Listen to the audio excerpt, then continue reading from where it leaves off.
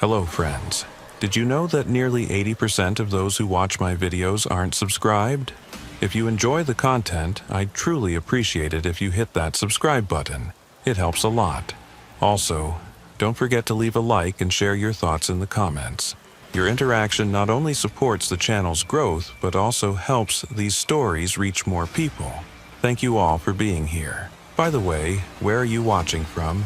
Let me know in the comments.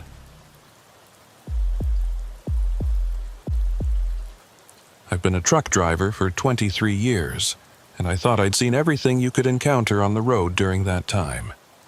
Breakdowns in the middle of the night, drug addicts who made truck stops their home, prostitutes knocking on doors, even near misses with drunk drivers. But what happened last month at that rest stop near Tulsa still makes my hands shake when I think about it. My name is Burl Hackett. I was hauling refrigerated goods from Houston to Chicago and, as usual, trying to stick to a tight schedule. Around 3:10, I pulled into the rest area off Interstate 44. It was almost completely empty. Just a few trucks scattered here and there, their headlights casting amber-colored glows in the darkness. I had been driving non-stop for about 9 hours. My eyes had long since started playing tricks on me. You know what happens when you stare at that yellow line for too long? Everything blurs. Your mind starts seeing things that aren't there. That's why I decided to pull over and take a break. The rest area was one of those old-style facilities, probably built in the 70s. Concrete block buildings, dimly lit sodium lamps painted everything a nauseating orange color. Even in daylight, it had an unsettling, unwelcoming atmosphere. But at 3 a.m, it felt downright hostile. I parked my rig near the edge of the lot, away from the other trucks. I like my space when I sleep. Don't want to deal with other drivers coming and going, slamming doors and starting up their engines. Plus, I had my .38 tucked under my pillow, and I didn't want any trouble that might make me have to use it. I was just settling into my bunk when I heard it. A voice, high and desperate, cutting through the rumble of idling diesels. "Help me! Please, somebody help me!" At first, I thought maybe I was already dreaming. You hear all kinds of things when you're half asleep in a truck stop. But then I heard it again. Clearer this time. "Please, I can't get out. Help!" I sat up, looked out my window. The voice was coming from somewhere deeper in the lot, maybe 3 or 4 trucks over. It sounded like a man, but there was something off about it, something that made the hair on my neck stand up. I grabbed my flashlight and my phone, thought about grabbing my gun too, but decided against it. Might just be someone locked in their cab somehow. Battery dead, can't get the door open. Happens more than you'd think with these new electronic locks. I climbed down from my cab, and the cold October air hit me like a slap. The parking lot was eerily quiet except for the constant diesel rumble. The voice had stopped, but I knew which direction it had come from. As I walked between the trucks, my flashlight beam cutting through the darkness, I started to feel real uneasy. You develop a sixth sense after years on the road, and right then, every instinct I had was screaming at me to get back in my truck and drive away. But I couldn't just leave if someone really needed help. I passed a Freightliner, then a beat-up Volvo with rust eating through the door panels. The next truck was a Peterbilt, one of those extended cab models with the big sleeper. The truck was dark, no running lights, engine off. But I could hear something coming from inside. Not voices exactly, but movement. Shuffling. "Hello?" I called out. "Someone need help in there?" The movement stopped. Dead silence for maybe 10 seconds. Then, clear as day, I heard it. "Yes, please help me. I'm trapped." It was the same voice, but now that I was closer, I could tell something was definitely wrong. It was too perfect, too clear, like someone speaking through a high-quality speaker rather than through the walls of a truck cab. I walked around to the driver's side, shined my light up at the window. It was covered from the inside with what looked like aluminum foil. The passenger window, too. That's when my unease turned to genuine fear. You see, in all my years driving, I'd never met another trucker who covered their windows like that. Sure, some guys use curtains, or those reflective sunshades, but aluminum foil? That's what people do when they're cooking meth or hiding something they really don't want anyone to see. "I'm going to call 911, I said loudly. "They'll get you out." "No." The voice was urgent now, panicked. "Please, no police. Just try the door, please." I took a step back. Everything about this felt wrong. The covered windows, the strange quality of the voice, the insistence on no police. But then I thought, what if someone really is trapped in there?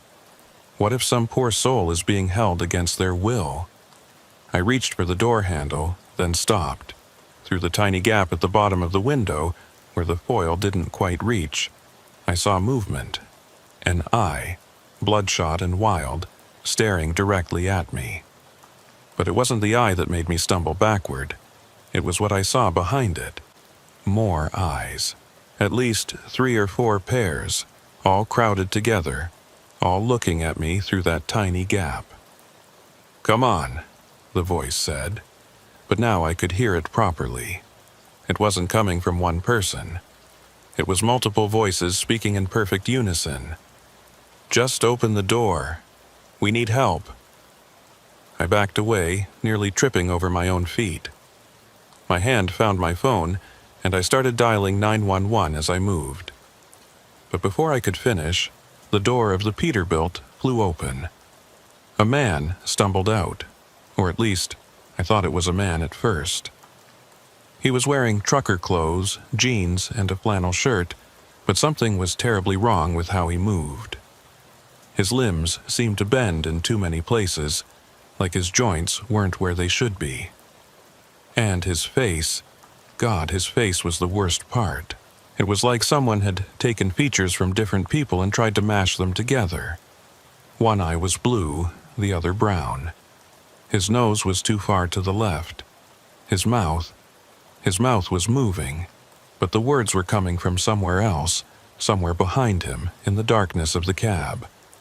"Please help us," the voices said in unison. "We're so tired." More figures started emerging from the cab. I counted at least 4, all moving with that same wrong-jointed shuffle. All with faces that didn't quite make sense. They weren't moving fast, but they were spreading out, trying to surround me. I ran. I'm not ashamed to admit it.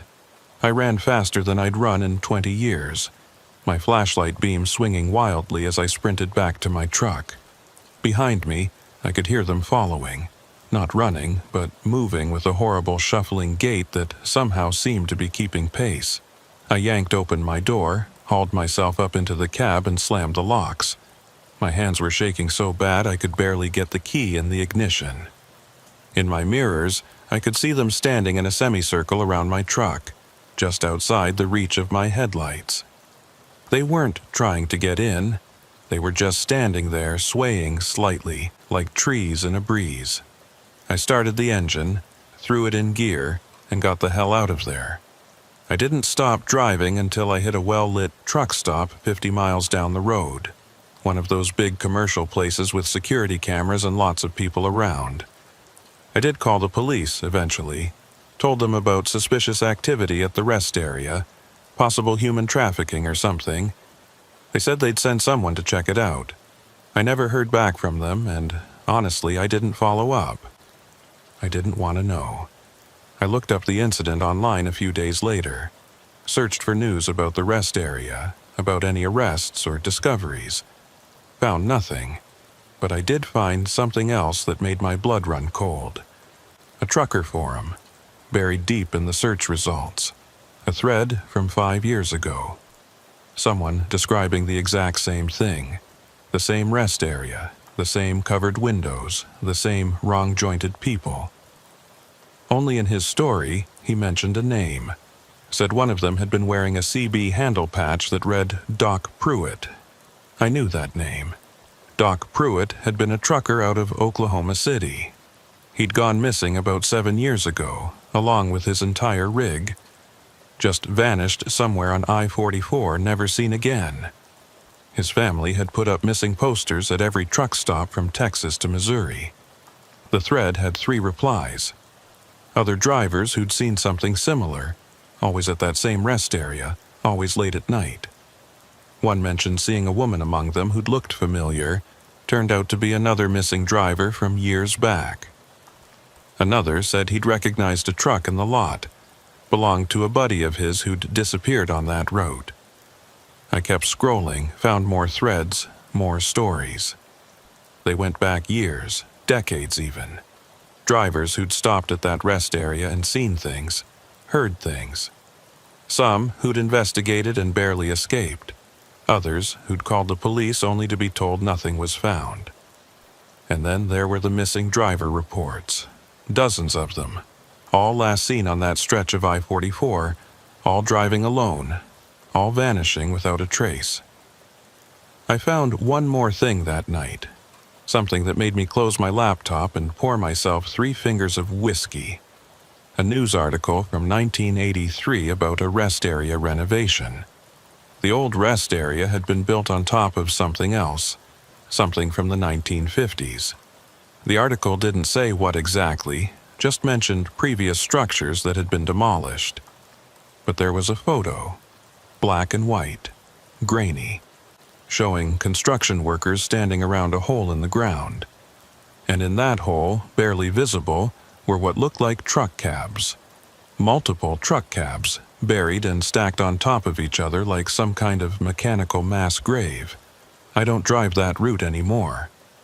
I'll take the long way around, add hours to my trip, eat the extra fuel costs. The company doesn't like it, but I don't care. Some roads you just don't travel, some places you just don't stop. But sometimes, late at night when I'm parked at a safe, well-lit truck stop, I think about that rest area. I think about those things wearing the faces and clothes of missing drivers. I think about Doc Pruitt and all the others who disappeared on that highway. And I think about Clem Treadwell, another name I recognized from the missing driver posts. See, I knew Clem. We'd run the same routes for years, had coffee together maybe a dozen times at various stops. Good man, family man. Disappeared 3 months before my encounter at that rest area. The thing is, I'm pretty sure one of those faces in the dark, one of those wrong-jointed figures stumbling out of that Peterbilt, was wearing Clem's face. Not perfectly, not quite right, but close enough that I recognized him. Close enough that when those multiple voices spoke in unison, I could hear a hint of his Dallas drawl mixed in with all the others. I never told his widow that part. When she called me after he went missing, asking if I'd seen him or heard from him, I just said no. What else could I say? That I'd seen something wearing her husband's face like a mask? That he was part of something that lived in a covered truck at an abandoned rest area? That would only cause her more pain. But I know what I saw. And I know that rest area is still there, still open, still drawing in tired truckers in the middle of the night. The state hasn't shut it down, hasn't investigated properly. Maybe they can't. Maybe whatever's there is too old, too entrenched, too good at hiding during the daylight hours. I've thought about going back during the day, with other people, with cameras and witnesses, but I won't. Some things, once you've seen them, you don't need to see again. And some knowledge, once you have it, you can't unknow it. Every time I hear about a trucker going missing on I-44, I wonder if they stopped at that rest area.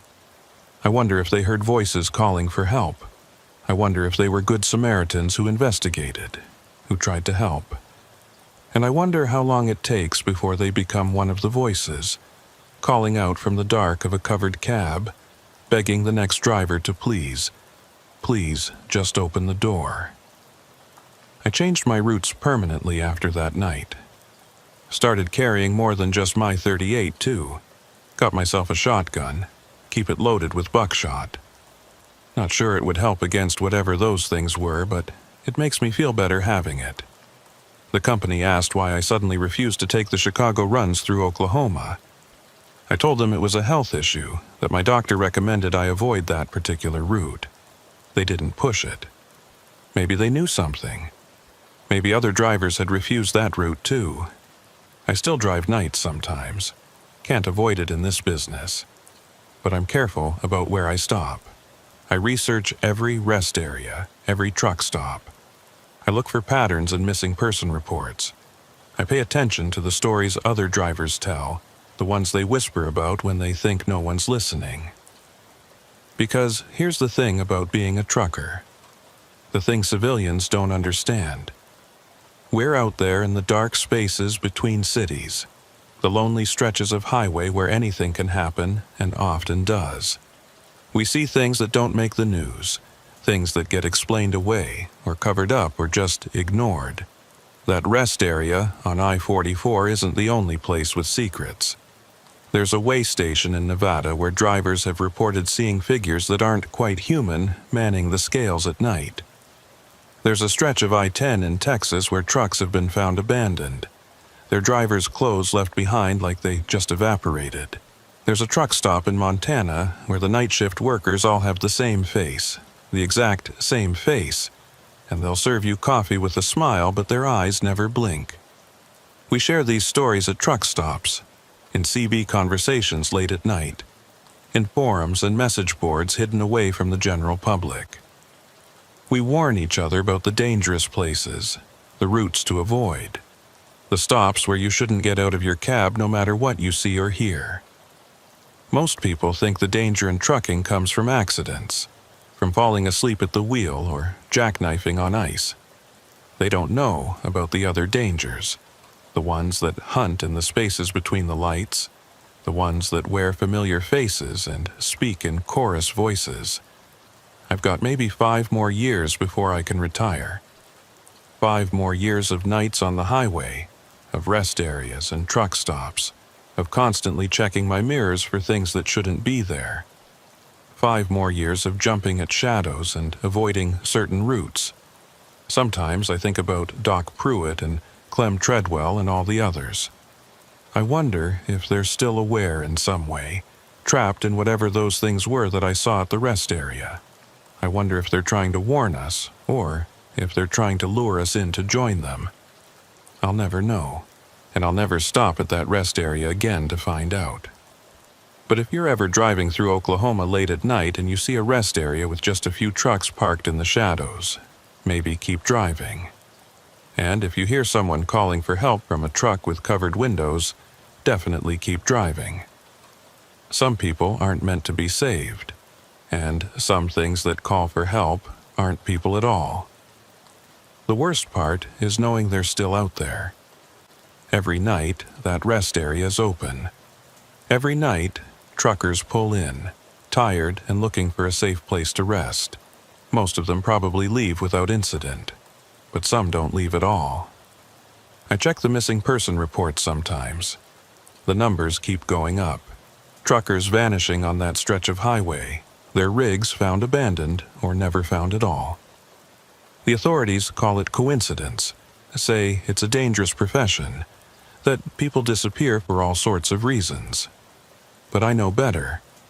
I know what's waiting at that rest area at 3 a.m. I know what's calling for help from inside those covered cabs.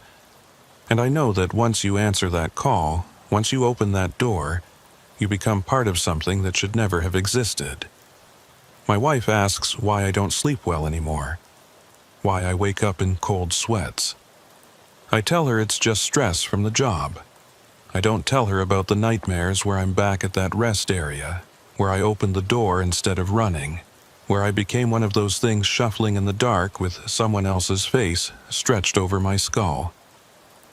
The dreams are getting worse. Sometimes I dream I'm driving my regular route, and suddenly I'm on I-44. Heading toward that rest area.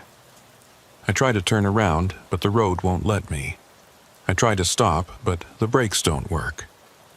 and as I get closer I can hear them calling through my CB radio, dozens of voices speaking as one. "Come back, Burl. We're still here. We're so tired. Help us rest." I had my CB removed after that started happening. Now, I drive in silence, just the sound of the engine and the wind. It's lonelier, but it's safer. No chance of hearing those voices calling through the static. There's a new driver at my company, young kid named Patterson. Eager, ambitious, wants all the long hauls he can get. He asked me about the Chicago run through Oklahoma, said he heard I used to drive it all the time, and wondered if I had any tips. I told him to take I-35 instead, even though it adds 2 hours to the trip. Told him about construction, about traffic, about anything I could think of to keep him away from I-44.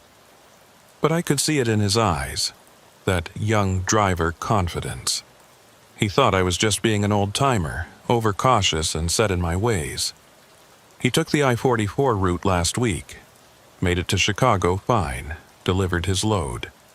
But on the way back, his GPS tracker showed he stopped at a rest area around 3 a.m. Stayed there for about an hour, then started moving again. He came back 3 days ago. Parks his truck differently now, backs into spaces so his cab faces out. Covers his windows when he sleeps, not with curtains, but with aluminum foil. And when I asked him how the trip went, he just stared at me with eyes that seemed a little too bright, a little too wide. "It was fine," he said. But when he talked, I swear I could hear an echo, like someone else was speaking the same words just a fraction of a second behind him. The rest area was very helpful, very accommodating. You should try that route again sometime, Burl. They asked about you. I reported him to management, said he was acting strange, might be on something. They did a drug test, came back clean, did a psychological evaluation, said he was fine. But I see him sometimes in the lot, standing by his truck at odd hours, just staring at nothing. And sometimes, late at night, I hear voices coming from his cab. Multiple voices all saying the same thing. I'm putting in for early retirement, taking the penalty, losing money. But I don't care. I need to get away from this, away from the highways and the dark spaces between cities. I'm moving somewhere landlocked, somewhere far from any interstate, somewhere I'll never have to wonder what's waiting at the rest areas in the middle of the night. But even as I plan my escape, I know it won't really help. Because once you've seen what's out there, once you know what's hunting along our highways, you can never really get away from it. It's in your head, in your dreams, in every shadow that moves when it shouldn't. The road has secrets. The night has teeth. And some doors, once opened, can never be closed again. I leave you with this warning, though I know most won't listen. If you're ever driving late at night and you see a rest area that feels wrong, keep driving. If you hear someone calling for help from a truck with covered windows, keep driving. If you see faces that don't quite match the bodies they're attached to, definitely keep driving. Because the thing about the road is that it's hungry. The highway at night is a different world. After 18 years behind the wheel of a Kenworth 900, I thought I understood that world. I knew its rhythms, its dangers, its unspoken rules. But what happened on Route 287 through Wyoming last October taught me that some things on the road are worse than anything I could have imagined. My name's Vern Mobley, and I was hauling steel beams from Denver to Billings. It was a routine run, one I'd made dozens of times before. The weather was clear, the road was dry, and I was making good time. It was 3:25 a.m. when everything went sideways.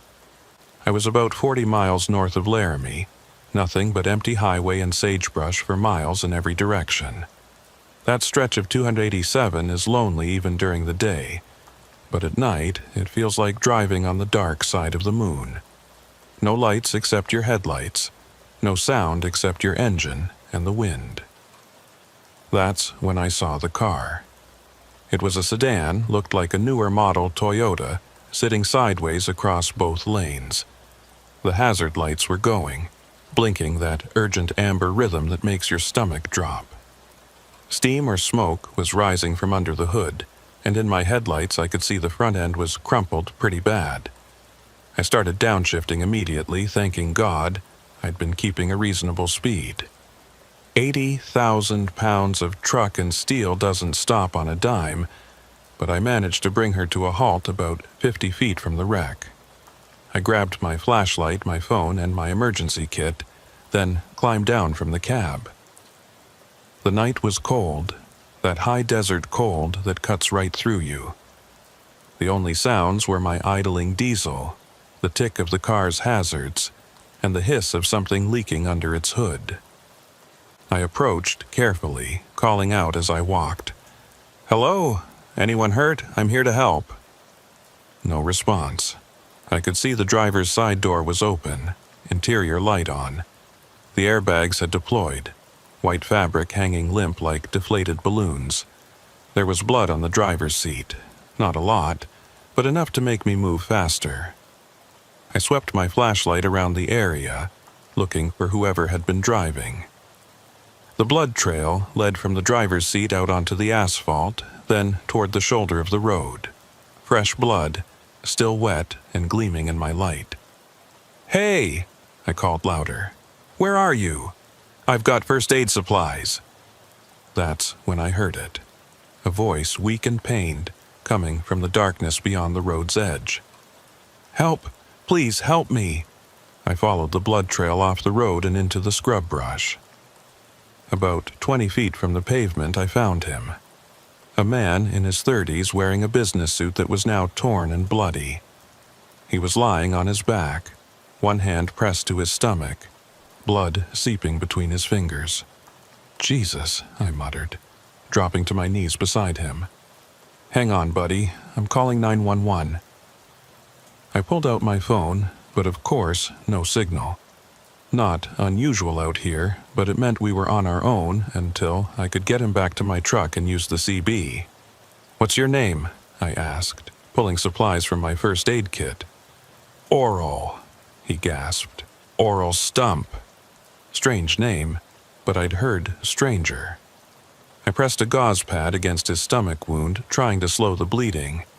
In the harsh LED light of my flashlight, I could see his injuries were bad. Real bad. The kind that needs a hospital 10 minutes ago. "Okay, Oral, we need to get you to my truck. I've got a CB radio, can call for help. Can you walk if I support you?" He nodded weakly, and I helped him to his feet. That's when things started to feel wrong. Really wrong. As we stood, I noticed his weight felt off. Too light for a man his size, like he was hollow somehow. And the blood on my hands, it was warm, but it felt wrong too. Too thick, too sticky, almost like syrup. "The others," Oral mumbled as we started walking. "Need to check on the others." I stopped. "Others? There were other people in the car?" He nodded, his head moving in a way that made my skin crawl. Too loose, like his neck muscles weren't working right. 3 others. They're around here somewhere. I looked back at the wrecked car. It was a sedan, could hold 5 people total, but something about the damage didn't add up. The front end was smashed, yeah, but not from hitting something. It looked more like something had hit it, crushed it from above. "What happened?" I asked as we shuffled toward my truck. "What did you hit?" "Didn't hit anything," Oral said, and his voice was getting stronger, which shouldn't have been possible with the amount of blood he was losing. "Something hit us. Came from above. Big. So big." We were halfway to my truck when I heard footsteps behind us. I turned, expecting to see another survivor from the crash. What I saw made me nearly drop Oral. It was a man, but he was walking wrong. His legs bent backward at the knees, like a bird's, and his arms hung too long at his sides. His face was visible in the spillover from my truck's headlights, and it was completely expressionless. Not calm, not blank, just absent, like someone had forgotten to put an expression there. "That's one of them," Oral said. "That's Newt Bagwell. He was in the back seat." Newt Bagwell approached us with that horrible, backward-jointed walk, his two long arms swaying. As he got closer, I could see his clothes were torn in strange patterns, like something with claws had grabbed him. But there was no blood, no injuries that I could see. "We need to go," Newt said, and his voice was flat, monotone. "More coming." "More what?" I asked, but neither of them answered. We kept moving toward my truck, Newt following behind with his disturbing gait. I was supporting most of Oral's weight now, and that wrongness about him was getting worse. He felt less like a person and more like I was carrying a bag of thick liquid in the shape of a man. That's when the third survivor appeared. She came from the opposite direction, from behind my truck. A woman in what had been a nice dress, now shredded and hanging in strips. She was walking normally, thank God, but as she got closer I could see her eyes. They were too wide, showing white all around the irises, and they never blinked. Not once. "This is Sarah," Oral said. "She was driving." Sarah looked at me with those unblinking eyes. "You shouldn't have stopped," she said. Her voice was normal, human, but coming from that face it was somehow worse than Newt's monotone. "It knows you're here now." "What knows I'm here?" I demanded. "What the hell is going on?" Before anyone could answer, I heard it. A sound from above, like wings, massive wings. The sound got louder, closer, and all three of the crash survivors looked up at the sky with what I can only describe as recognition. "Inside the truck," Oral said urgently. "Now." I didn't need to be told twice. I half-dragged, half-carried him to my cab, yanked open the door, and pushed him inside. But when I turned to climb in after him, Newt Bagwell was right there, his backward legs having carried him impossibly fast. He grabbed my arm with a hand that felt wrong, too many joints in the fingers. "You can't leave," he said in that flat voice. "You've seen us. You're part of it now."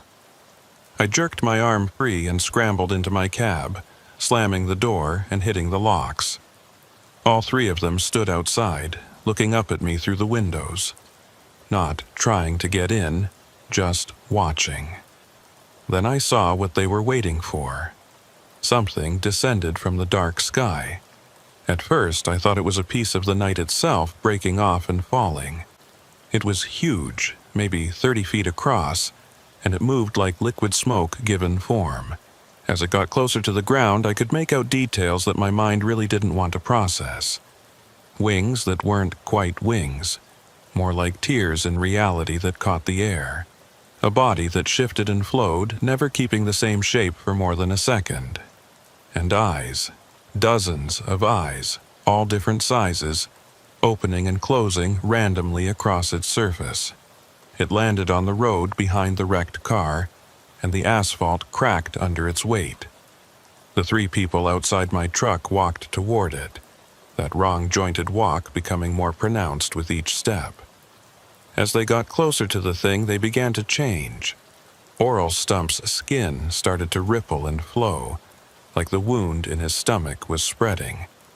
Newt Bagwell's backward legs bent even further, until he was walking on all fours like some nightmare spider. And Sarah, unblinking Sarah, her mouth opened wider and wider until it split her face in half. They weren't survivors. They were never survivors. They were something else, something that used the shape of crash victims to lure good Samaritans. The thing on the road let out a sound that wasn't quite a scream, wasn't quite a roar, wasn't quite anything that should exist.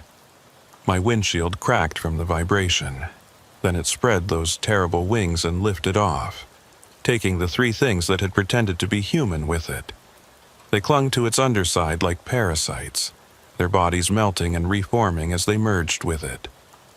I sat there in my cab for maybe 10 minutes, engine running, hands gripping the steering wheel so tight my knuckles went white. Then, very carefully, I put the truck in gear and drove around the wrecked car. I didn't stop. I didn't look back. I drove straight through to Billings, only stopping for fuel when absolutely necessary. When I finally got to a place with cell signal, I called 911 and reported the wreck. Gave them the mile marker, told them there was an abandoned car blocking the road. Didn't mention the rest. What would I say? That I'd seen people who weren't people being collected by something that shouldn't exist. I checked the news for weeks after. The car was found, but there was no mention of bodies, no mention of blood. The vehicle was registered to someone in Colorado who had reported it stolen 3 weeks earlier. No one knew how it ended up wrecked on that empty stretch of Wyoming highway. But I did find something else. Other reports, buried in trucker forums and paranormal websites. Stories about wrecks on remote highways where good Samaritans stopped to help and were never seen again. Descriptions of survivors who walked wrong, who felt wrong, who led would-be rescuers away from their vehicles and into the darkness.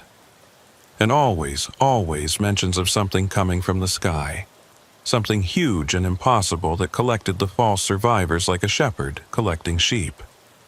I don't drive nights anymore. Told my company it was a health issue, which isn't really a lie. The lack of sleep was killing me because every time I closed my eyes, I saw those things outside my truck, looking up at me with faces that were almost human.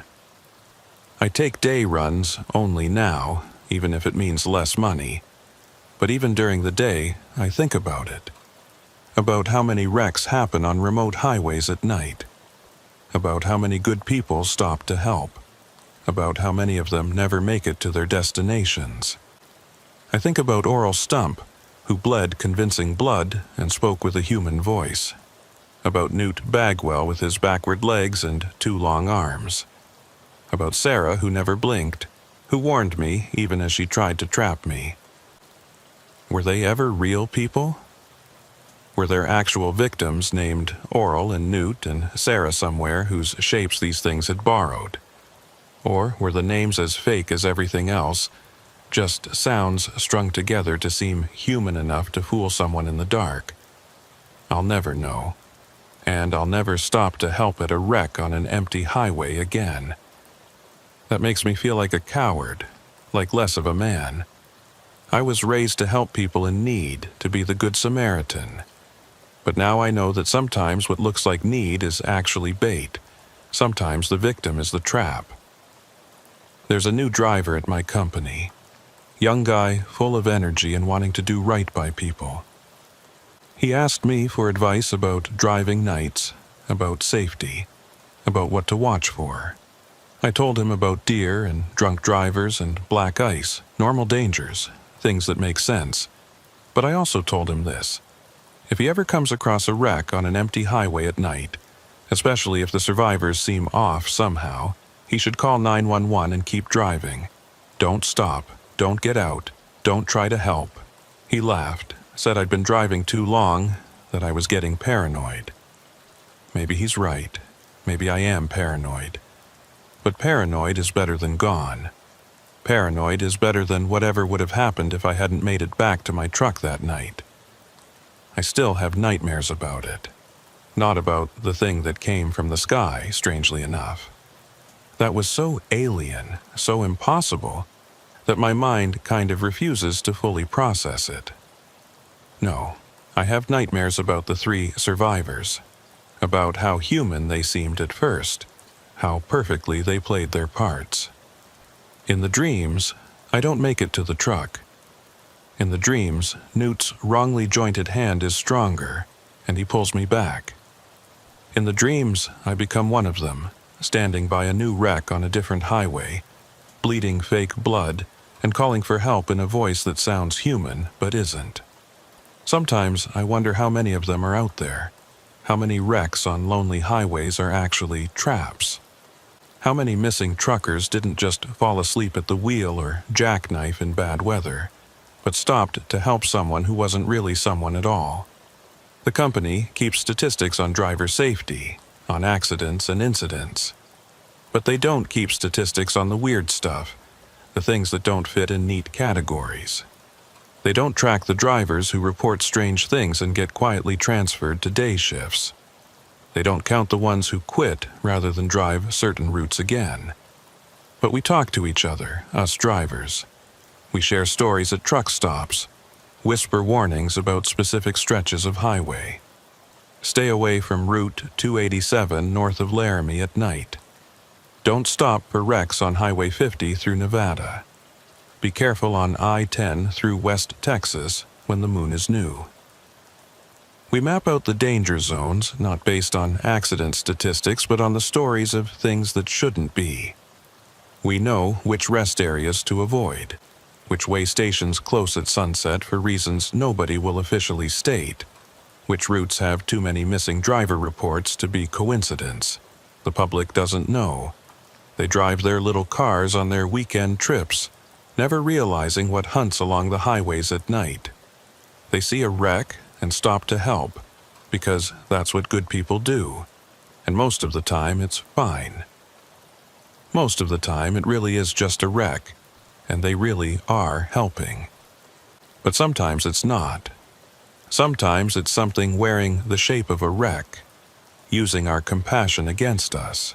And once you've seen that truth, once you know what's out there pretending to need help, you can never unknow it. I've thought about quitting, finding another line of work. But trucking is all I know, and despite everything, I still love the road. Just not at night. Never at night anymore. Besides, somebody needs to keep driving these roads. Somebody who knows what to watch for. Somebody who can warn the new drivers, even if they don't believe us at first. Somebody who understands that the highway isn't just dangerous because of the normal hazards. So I keep driving. Days only, safe routes only, always watching for signs of wrongness. And when I pass a wreck, even in broad daylight, I slow down, but I don't stop. I call 911 and report it. Give them the exact location, then keep moving. Maybe that makes me a bad person. Maybe I've let fear override my humanity. But I know what I saw that night on Route 287. I know what was pretending to be Oral Stump and Newt Bagwell and unblinking Sarah. And I know what came from the sky to collect them. Some people say the highway is haunted. They're wrong. Haunted implies ghosts, spirits of the dead, things that were once human. What's out there on the dark roads is something else entirely.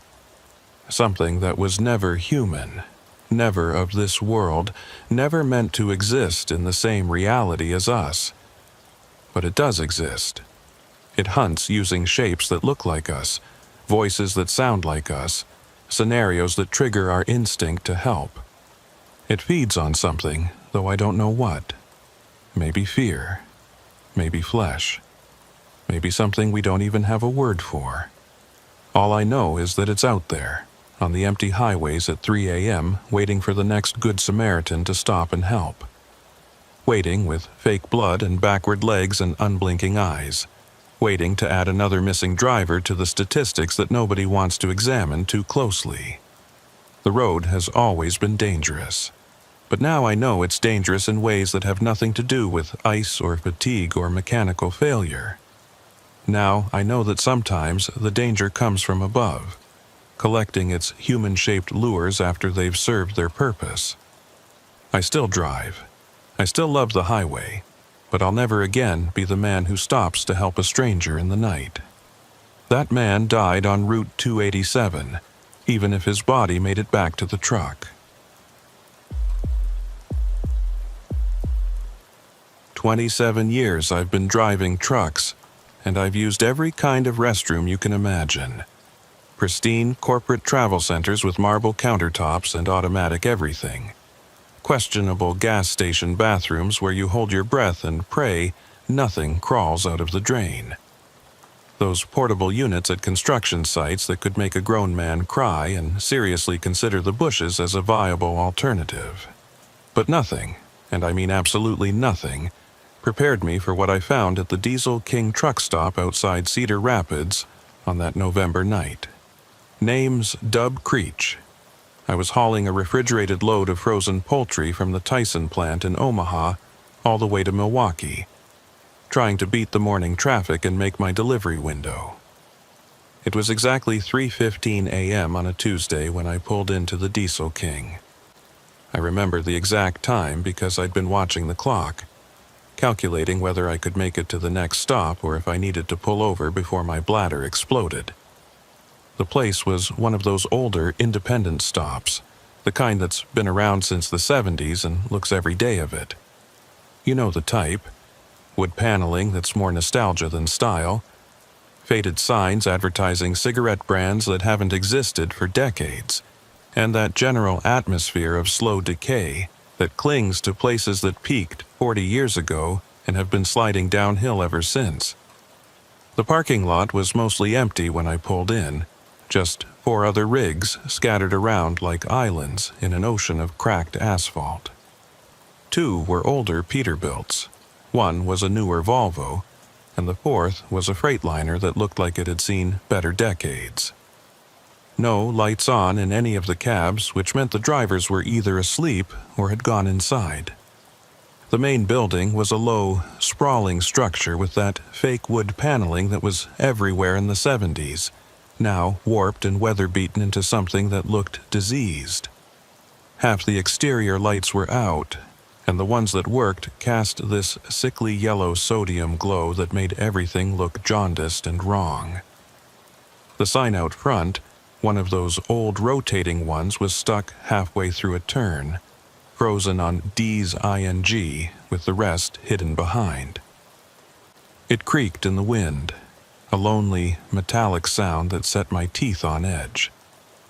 I'd been driving for 6 hours straight, mainlining coffee like it was my lifeblood, and now all that caffeine had to go somewhere. My bladder was screaming at me with the kind of urgency that makes rational thought impossible.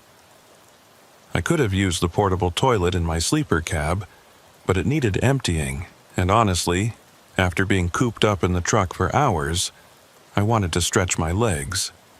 Plus, I figured I could grab another coffee for the road, maybe a candy bar to keep my blood sugar up. The moment I opened the door to the main building, I knew something was off. It's hard to explain if you haven't spent years in truck stops, but they have a rhythm to them, a feeling. Even at 3 a.m., even the quiet ones, there's always some sign of life.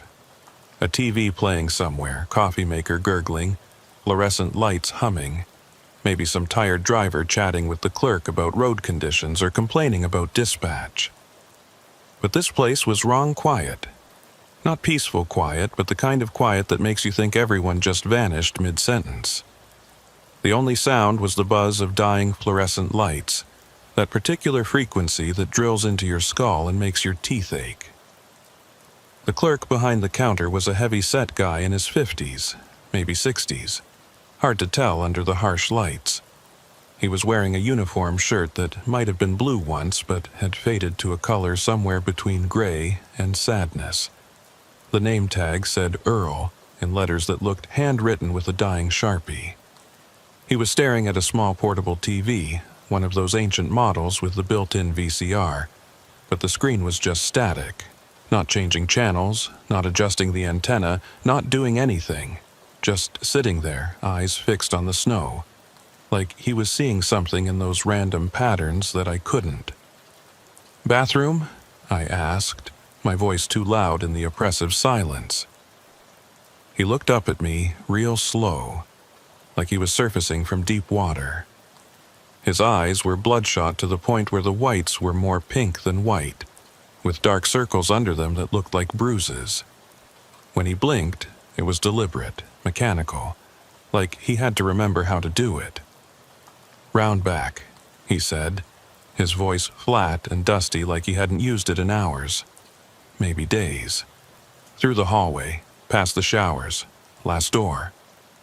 Something in my gut, that primitive lizard brain that's kept humans alive since we climbed down from the trees, was screaming at me to leave. Just get back in the truck, drive another 40 miles to the Flying J, use their nice, clean bathroom with the good soap and the air dryers that actually work. But my bladder was calling the shots now, and it didn't care about bad feelings or weird clerks. The hallway he mentioned was narrow and dim, maybe 4 feet wide, lit by a single bulb that flickered like a strobe light having a seizure. The walls were that fake wood paneling that was everywhere in the 70s, water-stained and peeling in places, revealing something underneath that might have been drywall, or might have been something else. The floor was old linoleum, the pattern long since worn away except for strange spots where it looked almost new, like something had been covering those areas for years. The floor was sticky under my boots, that particular kind of sticky that makes you wonder what you're walking through and whether you'll ever get it off your soles. The smell was a combination of industrial disinfectant, mold, and something else underneath it all. Something organic and wrong that made my nose wrinkle. I passed the shower rooms first. There were 3 doors, all closed, all with those old-style sliding locks that show "occupied" in red letters when someone's inside. All 3 showed occupied, which was weird considering I'd only seen 4 trucks outside and their cabs looked empty. But the really weird part was the water. I could hear it running behind one of the doors. Had to have been running for a while too, because water was seeping out from under the door, pooling in the hallway, creating a dark puddle that reflected the flickering light. The water wasn't clear. It had a rusty reddish tinge to it, like old pipes bleeding their corrosion into the flow. And it smelled wrong, metallic and organic at the same time, like pennies mixed with spoiled meat. I stepped around it carefully, the sticky floor making squelching sounds under my boots. The bathroom was at the end of the hall, past a janitor's closet with a door that hung slightly open, revealing darkness that seemed deeper than it should be. The bathroom door had a hand-painted sign that just said "Men's," with the E and N backwards like a kid had written it. Or like someone who was forgetting how letters worked.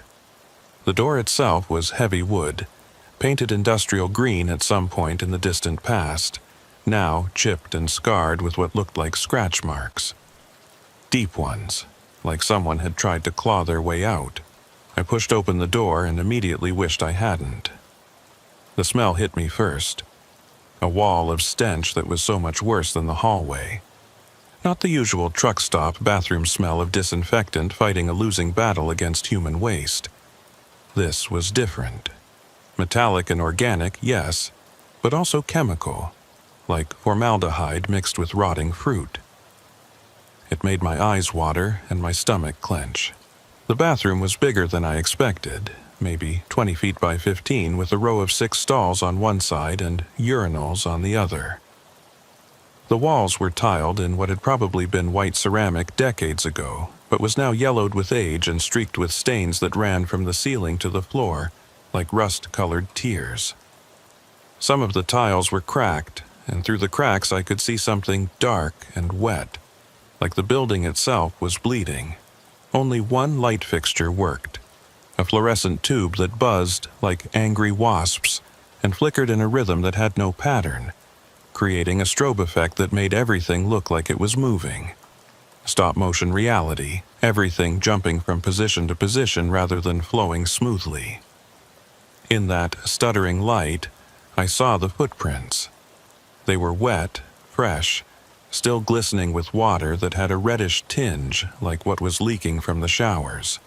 They led from the far stall to the sinks, then back to the stall, then to the middle of the room where they just stopped. Not like someone had stood there and then walked away. They literally just ended, mid-step, like whoever made them had vanished into thin air. But here's the thing that made my skin crawl. I could see under all the stall doors, that gap at the bottom that lets you know if someone's in there. All empty. Nobody's feet, nobody standing on the toilet to hide, nobody at all. Yet the footprints were so fresh that I could see the water still spreading at the edges, still dripping. I should have left right then. Every instinct I had from 27 years on the road, every bit of common sense, every primitive warning bell in my head was going off like an air raid siren. But sometimes your body's needs override your brain's warnings, and my bladder was about to burst. I figured I could hold it together for 30 seconds, do what I needed to do, and get out. I stepped up to the nearest urinal, trying not to look at the footprints, trying not to breathe through my nose, trying not to notice how the flickering light made the shadows in the corners seem to writhe and shift. The urinal was old porcelain, stained and cracked, with graffiti scratched into the wall beside it. Most of it was the usual truck stop philosophy and phone numbers, but one piece made me pause. Scratched deep into the tile, like someone had used a knife or maybe their fingernails, were the words, "He's in the pipes. He's always been in the pipes." That's when I heard the sound from the far stall. It was wet, a sliding noise, like someone dragging a soaking wet mop across the floor, but rhythmic, deliberate with a pattern to it. Slide, slide, stop, slide, slide, stop, like something was pulling itself across the floor, using the toilet as leverage. "Someone in here?" I called out, my voice cracking like I was 13 again. The echo bounced off the tiles, coming back distorted, like the room itself was mocking me. The sliding sound stopped. Complete silence except for the buzz of the dying light and my own breathing, which was coming too fast now. Then, after maybe 5 seconds that felt like 5 hours, it started again. Slower this time, more deliberate, and definitely closer. I looked down, and my blood turned to ice water in my veins. New footprints were appearing on the floor. Not walking from somewhere, but just materializing one after another, water spreading out from nowhere to form the shape of feet. But wrong feet.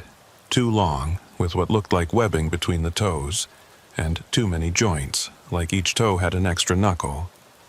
They were coming from the far stall, moving steadily toward me. Each print appeared with a soft splash, like someone invisible was walking through invisible water. And as they got closer, the smell got stronger. That formaldehyde-rot combination that made me gag.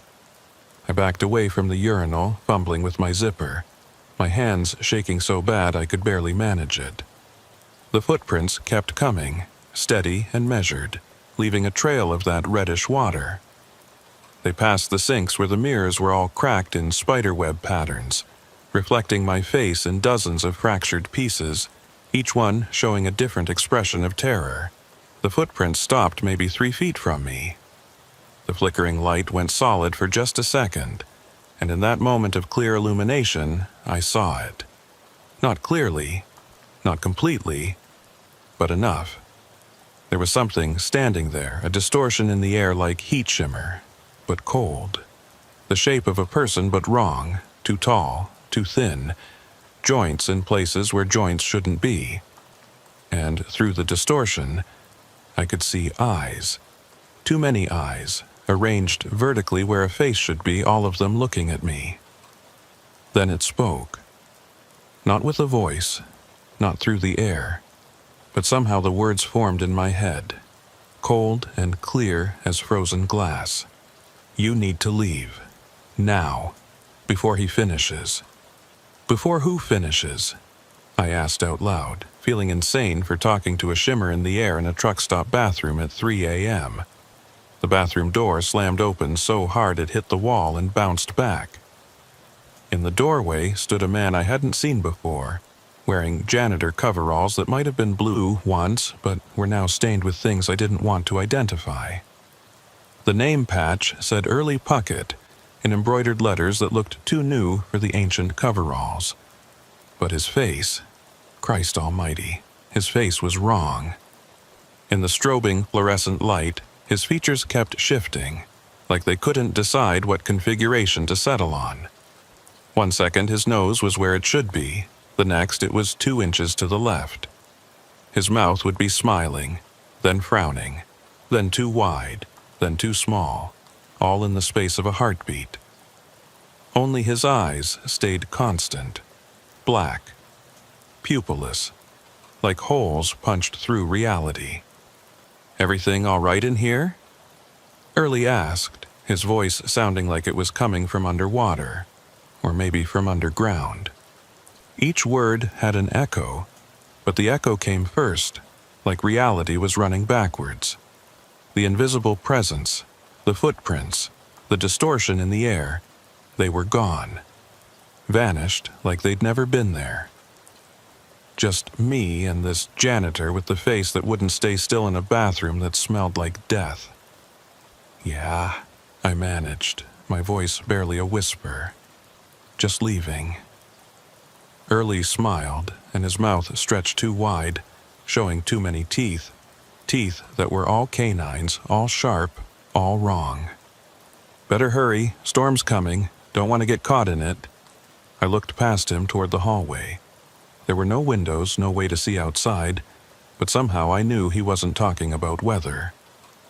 I pushed past him, trying not to touch him, but my shoulder brushed his arm. It was cold, so cold it burned, and for just a second I felt something under those coveralls that wasn't shaped like an arm should be. Too many joints, or maybe no joints at all, just something that writhed and shifted. I practically ran down the hallway. Behind me, I could hear Early enter the bathroom, and that wet, sliding sound started again, louder now, coming from multiple stalls. And voices, or something like voices, whispering in a language that hurt to hear, syllables that human throats weren't meant to make. The shower room doors were all open now. In the flickering hallway light, I caught glimpses inside as I passed. In the first shower, water was running, black water that moved too thick to be water. In the second, someone was standing under the spray, fully clothed, not moving, just standing there with their back to me. The third shower. I didn't look in the third shower. The sounds coming from it were enough to make me run faster. I burst through the main store area like I was being chased by hellhounds. Earl was still watching his static-filled TV, but now there were patterns in the static, shapes that almost made sense, figures that almost looked human. He didn't look up as I passed, but I heard him speak. "Y'all come back now," he said in that dusty voice. "Real soon, they're almost ready." I slammed through the exit door hard enough to set off the electronic chime, though it sounded wrong, distorted, like it was playing backwards and underwater at the same time. The cold November air hit me like a slap of reality, sharp and clean after the thick wrongness of the truck stop. I ran to my truck, fumbled with the door, climbed in and locked everything. My hands were shaking so bad it took 3 tries to get the key in the ignition. The engine turned over with a beautiful roar, the most normal, comforting sound I'd ever heard. As I pulled out of the lot, I looked in my mirrors. The truck stop was dark, completely dark. Not a single light on, not even the sign. The building looked abandoned, had probably been abandoned for years. Windows broken, roof partially collapsed, parking lot overgrown with weeds pushing through the cracked asphalt. But I could swear, just for a second, I saw figures standing in those broken windows. Dozens of them, all watching me leave. I drove for an hour before stopping again. This time at a well-lit Love's truck stop that was full of people, bright lights, normal human activity. I used their bathroom, but I checked for wet footprints first, looked under all the stalls, made sure the mirrors showed only one reflection of my face. When I got to Milwaukee and finally had good internet, I looked up the Diesel King truck stop. According to Google Maps, there was no truck stop at those coordinates. According to historical records, there had been one, but it closed in 2001 after a series of incidents that the articles didn't fully explain. The building had been condemned and scheduled for demolition, but the demolition company had walked off the job, refusing to say why. But I found more, so much more. A trucker forum from 2018 had a 50-page thread about the ghost stop outside Cedar Rapids. Dozens of drivers claiming they'd stopped at a truck stop that shouldn't exist, met employees who weren't quite right, and experienced things in the bathroom that made them flee. The stories went back decades, each one slightly different, but with the same core elements: the backwards sign, the wet footprints, the man in the janitor coveralls. One driver mentioned Early Puckett by name. According to his research, Early had been the night janitor at the original Diesel King back in 1986. He'd disappeared one night during his shift, and they'd found him 3 days later in the septic tank behind the building.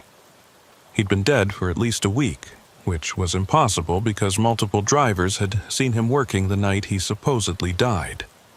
Had talked to him, had seen him mopping the floors with that distinctive slide-slide-stop pattern.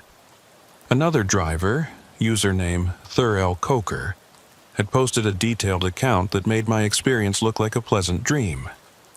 He'd stopped there in 2016, encountered the same wet footprints, the same shifting-faced janitor, the same invisible presence warning him to leave.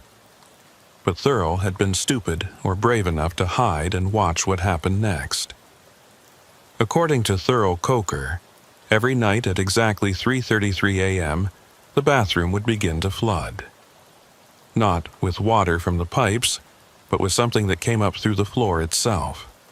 Black liquid that smelled like formaldehyde and rot. The liquid would rise about 3 feet, and things would crawl out of it. Things that used to be people. Things that had drowned in the septic system over the years. Things that Early Puckett had put there. Thurl said Early would feed them. When I read what he fed them and how, I had to close my laptop and pour myself 3 fingers of whiskey just to stop my hands from shaking. Let's just say it involved the drivers who didn't leave when warned, who stayed too long despite all the signs. The feeding process was described in detail that made me understand why Thurl's last post said he was quitting trucking, selling his rig, and moving to Arizona to become an accountant. Desert seemed real attractive when you'd seen what lived in the wet places. There were newspaper clippings too, scanned and posted by obsessive researchers. Missing driver reports going back to the 50s, all last seen on that stretch of road. The numbers were staggering. At least 2 or 3 a year, every year, for 70 years. Local police had noticed the pattern, but officially attributed it to the dangerous nature of long-haul trucking and driver fatigue. One article from 4 mentioned a state trooper who'd investigated the abandoned truck stop after a driver went missing. He'd gone in alone at night while his partner waited in the cruiser. 45 minutes later, he'd come running out, got in the car, and refused to ever speak about what he'd seen. He quit the force 3 days later, moved to Florida, and became a boat mechanic. His partner was quoted as saying, "Whatever Jim saw in there, it changed him. He wouldn't even drive past that place after that." I kept digging, finding more and more. A Urban Explorer's blog from 2012 with photos of the abandoned Diesel King. In the daytime, it looked exactly as I'd seen it in my mirrors. Broken, collapsed, clearly deserted for years. But in one photo taken with a flash in what used to be the bathroom, you could see writing on the walls. The same message, repeated hundreds of times in different hands, in different colors. Some in what looked like blood. "He's in the pipes." The photographer had written that they'd heard sounds from the drains, voices calling for help, and had left immediately. Their last line haunted me. Some places aren't abandoned, they're quarantined. I found death certificates too. Not just Early Puckett, but others. A trucker named Donald Braswell, who'd gone missing in 1978, found 3 years later during a septic system excavation.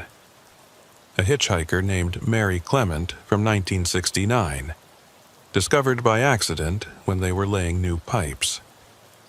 A family of 4 from 1955, their Their car found in a sinkhole behind the building in 1982. All of them in the front seat. All of them drowned, even though the sinkhole was dry when found. The worst part was the dates. Every single death, every single disappearance happened between 3 o'clock and 4 o'clock a.m. The exact time when tired truckers would be looking for a place to rest, to use the bathroom, to stretch their legs.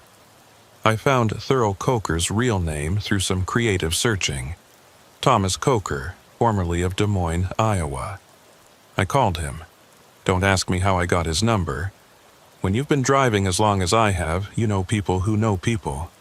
He answered on the third ring, and when I told him why I was calling, there was a long silence. "You saw him," he finally said. It wasn't a question. "Early Puckett, yeah." Another long pause. "Did you see them feeding?" "No. Got out before that." Smart man. His voice was tired, haunted. I stayed, watched, wish I hadn't. What are they? Does it matter? They're there. He feeds them. They take people. Been doing it for decades, maybe longer. The building's just the latest face of something older. Why doesn't anyone stop it? Cops? Feds, someone? Thurl laughed, but there was no humor in it. You think they don't know?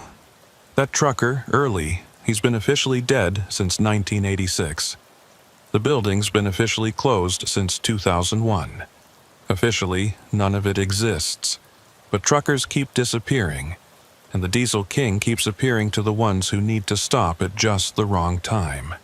So we just let it happen? We warn each other. We survive. We keep driving. That's all we can do. You can't fight something that officially doesn't exist. Something that's in the pipes, in the walls, in the spaces between what's real and what's not. He told me more before he hung up, about the pattern he'd noticed. The Diesel King only appeared to drivers who were alone, exhausted, desperate. It fed on need, on vulnerability. The more you needed to stop, the more likely you were to see it. And once you'd seen it, really seen it, you could never unsee it. You'll notice them now, he said. Other places like it. They're all along the highways, hiding in plain sight. Old truck stops that shouldn't be open. Rest areas that don't appear on maps. Way stations that only exist at 3 a.m. The road has cancer, friend, and it's metastasized. He was right. Once you know what to look for, you see them everywhere. The patterns, the places where drivers disappear. The stops that exist in the corner of your eye but vanish when you look directly. The bathrooms with backward signs and wet footprints that lead nowhere. I've driven past the Diesel King 43 times since that night. Sometimes it's there, lights on, sign glowing, still stuck on D's ing, looking like a normal truck stop that's just a little run down. Sometimes it's the abandoned ruin it's supposed to be. And sometimes, if the conditions are just right, 3 a.m., alone, desperate, I can see both at once. The two realities overlapping like double vision. Once, against all wisdom and sanity, I stopped in daylight with 3 other drivers, all of us armed, all of us determined to document what was there. We found the ruins, took photos, even went into the bathroom. It was just a destroyed, abandoned truck stop. Graffiti, broken tiles, bad smell from the old septic system. Nothing supernatural, nothing strange. But on the walls, under the graffiti, we found older writing, names and dates, hundreds of them. And at the bottom of each name the same words, still here. We left quickly after that. There's a new driver at my company, young kid named Marcus. Eager, confident, thinks he's invincible like we all did at that age. He's taking over some of my routes while I transition to regional runs, staying closer to home as I get older. I've told him about all the good stops, the ones with the best coffee, the cleanest showers, the safest parking, the The ones where you can sleep without one eye open, where the bathroom doors lock properly, where the other drivers look out for each other. And I've told him about the stops to avoid. Not just the Diesel King, but all of them. The travelers rest on Route 50, where the night clerk has no reflection. The piney wood services on I-10, where the bathroom stalls are always occupied, but no one ever comes out. The unnamed rest area on I-80, where the vending machines are always fully stocked, but the food inside expired in 1987. He laughed at first, said I was trying to scare him with ghost stories. But I gave him the forum links, showed him the missing driver statistics, introduced him to other old-timers who'd seen things. His laugh faded when he realized we were all serious, all warning him about the same places, all carrying the same haunted look in our eyes. "This is real?" he asked, voice small. "Real as anything," I told him. "The road's got its secrets, son. Some of them are just weird, some of them are dangerous, and some of them are hungry. The Diesel King is all three." He promised to be careful, to never stop at the places on our list. But promises made in daylight sometimes fade in the dark of 3 a.m. when you're tired, when your bladder's full, when you're still 40 miles from the next safe stop. I hope he remembers. I hope he keeps driving. Because Early Puckett is still there, in that bathroom with the backward sign, with his shifting face and too many teeth. Still feeding whatever lives in the pipes, whatever crawls out of that black water at 3:33 a.m. Still watching for drivers who stop when they shouldn't, who ignore the warnings, who think they're brave enough or desperate enough to risk it. I've thought about reporting it to someone with real authority. The FBI, maybe, or whatever agency handles things that shouldn't exist. But what would I say? That there's a ghost truck stop with a dead janitor who feeds creatures from the septic tank to things that live in the pipes. They'd think I was crazy or on drugs, just another trucker who'd been on the road too long. The trucking company doesn't want to hear it either. They care about delivery times and fuel costs, insurance rates, and maintenance schedules. As long as drivers aren't filing claims, as long as the freight keeps moving, they don't want to know about the weird stuff, the dark stuff, the hungry stuff that waits at 3 a.m. So we handle it ourselves, us drivers. We share the warnings at truck stops, whispered conversations over coffee at 4 a.m. when we've all made it safely past the dangerous hours. We mark the bad places on our mental maps, pass down the stories like folklore, like ancient warnings about which forests to avoid, which caves not to enter. The Diesel King is on that list now, has been for decades, but it still claims victims. Drivers who don't know the stories or don't believe them or are just too desperate to care. Young drivers who think they're invincible. Old drivers who've gotten complacent. Foreign drivers who can't read the forum warnings, who don't understand the CB chatter, who pull into the wrong place at the wrong time. Sometimes I dream about that bathroom. Not nightmares exactly, but something worse. Dreams where everything seems normal. I'm at a regular truck stop, using a regular bathroom, and then I notice the sign. The backwards letters. Mayans with the E and N reversed. And I know, with that dream certainty, that if I turn around, Early Puckett will be standing there with his shifting face and his too-wide smile. In the dreams, the footprints start appearing while I'm still at the urinal. Wet, red-tinged, too many toes. They circle around me, leaving me no path to escape. The black water starts rising from the drains, thick and viscous, smelling of formaldehyde and decay. And Early just stands in the doorway, smiling, saying, "Storm's coming," over and over until the words lose all meaning. I wake up checking my feet for water that isn't there, my nose still smelling that chemical rot that isn't real. My wife asks what's wrong, but how do I explain? How do I tell her that there are places on the road that exist outside the normal rules, staffed by people who aren't people anymore? Hungry for drivers who stop when they shouldn't? I don't. I just tell her it was a bad dream and go back to sleep. But I know it wasn't just a dream. It was a warning, a reminder, a promise that the Diesel King is still there, still open for business at 3 a.m., still feeding whatever lives in those pipes. I've got 3 more years until retirement. 3 more years of driving past that spot on the highway, of seeing it flicker in and out of existence in my peripheral vision. 3 more years of warning new drivers and hoping they listen. 3 more years of checking every truck stop bathroom for backward signs and wet footprints before I dare to use it. After I retire, I'm moving somewhere far from any interstate. Somewhere without truck stops or rest areas or 24-hour anythings. Somewhere I'll never have to wonder if the bathroom I'm walking into is real or something else wearing the shape of a bathroom. Somewhere I'll never have to worry about Early Puckett and his feeding schedule. But retirement won't erase the memories, won't stop the dreams, won't change the fact that I know what's out there on the dark highways, waiting in the spaces between the real and the unreal. Once you've seen behind the curtain, once you've glimpsed what lurks in the pipes and walls of reality, you can never really go back to ignorance. The worst part is the guilt.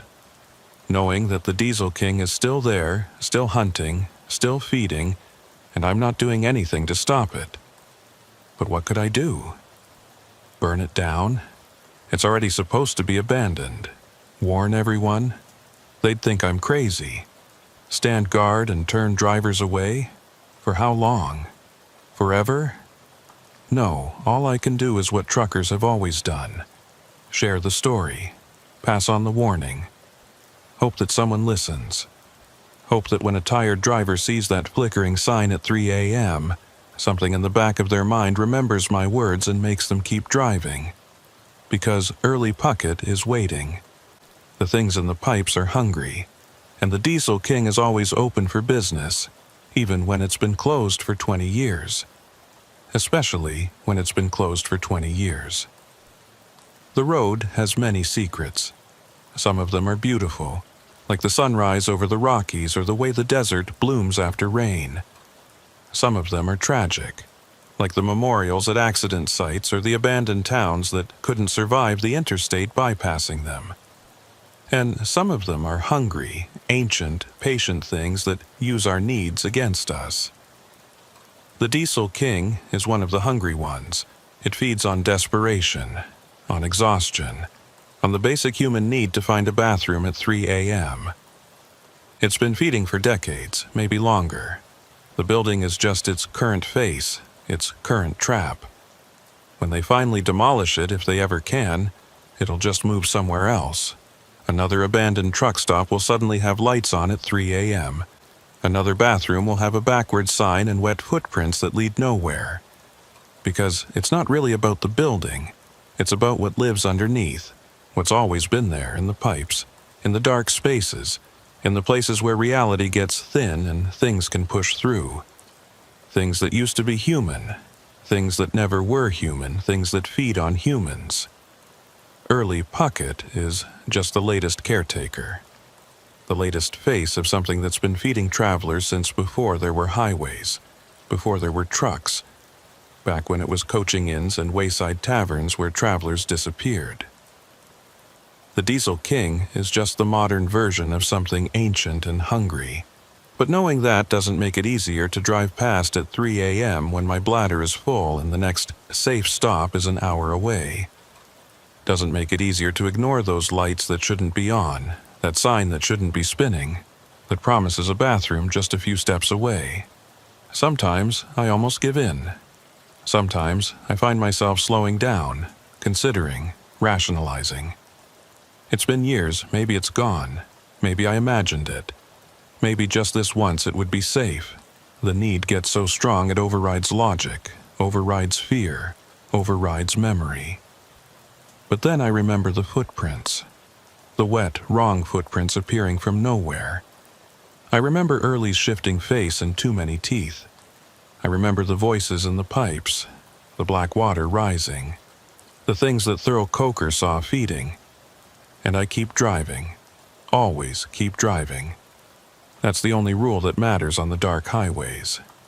When you see something wrong, something that shouldn't be there, something that makes your primitive brain scream warnings, you keep driving, no matter how tired you are, no matter how much you need to stop, no matter how safe it looks. In 31 years of hauling freight across this country, I've helped dozens of stranded motorists, changed tires in the rain, given jump starts in freezing weather, shared gas cans with folks who misjudged their fuel gauge. It's what we do out here on the road. We look out for each other. But what happened on Highway 191 through Utah last September changed everything. Now, I don't stop for anyone. Not anymore. My name's Ott Billings. I was running a load of electronics from Phoenix to Salt Lake City, pushing to make an early morning delivery. It was 3:20 a.m. when I saw her, and I remember the exact time because I'd just checked my watch, calculating if I could make my delivery window without violating hours of service. She was standing next to a white sedan on the shoulder, waving her arms in that desperate way people do when they really need help. The car's hood was up, hazard lights blinking. In my headlights, I could see she was young, maybe late 20s, wearing what looked like business clothes, dark skirt suit, like she was coming from or going to something important.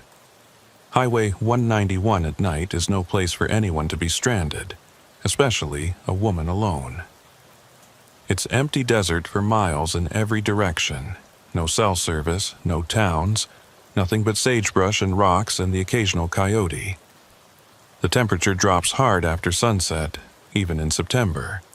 She had to be freezing. I started downshifting, easing my Peterbilt onto the shoulder about 50 feet past her car. In my side mirror, I watched her run toward my truck, and something felt off right away. She was running in heels, but too smoothly, too easily, like the rough gravel shoulder was a polished floor. Nobody runs that well in heels on uneven ground. I grabbed my flashlight and my phone, though I knew there wouldn't be service out here. Also tucked my .45 into the back of my waistband, hidden under my jacket. 31 years on the road teaches you to be helpful but careful. When I climbed down from the cab, she was already there, standing maybe 10 feet away. Up close, I could see she was pretty in a way that seemed almost too perfect, like those AI-generated faces you see online. Symmetrical features, flawless skin despite supposedly being stranded in the desert. Not a hair out of place. "Oh, thank God," she said, and her voice had this quality to it that made my skin prickle. Too smooth, too modulated, like someone doing a perfect impression of relief rather than actually feeling it. "I've been out here for hours. My car just died and my phone has no signal." Her name was Fern Knotts, she said. She was driving from Vegas to Denver for a job interview. Took 191 as a shortcut someone had recommended. The car had started making noises, then just died. She'd been waiting for 3 hours and I was the first vehicle to stop. But here's the thing. I'd driven this stretch of 191 4 hours earlier heading south.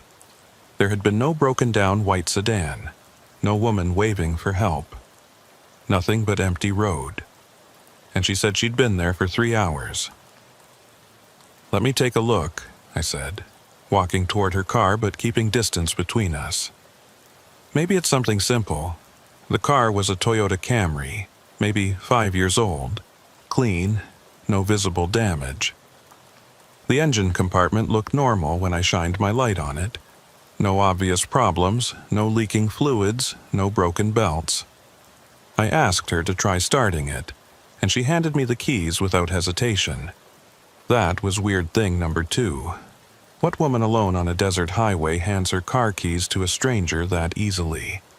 No hesitation, no wariness, just complete trust that seemed unnatural. I got in the driver's seat, and the interior was wrong. It smelled new, like a rental car, but also had this underlying scent I couldn't identify.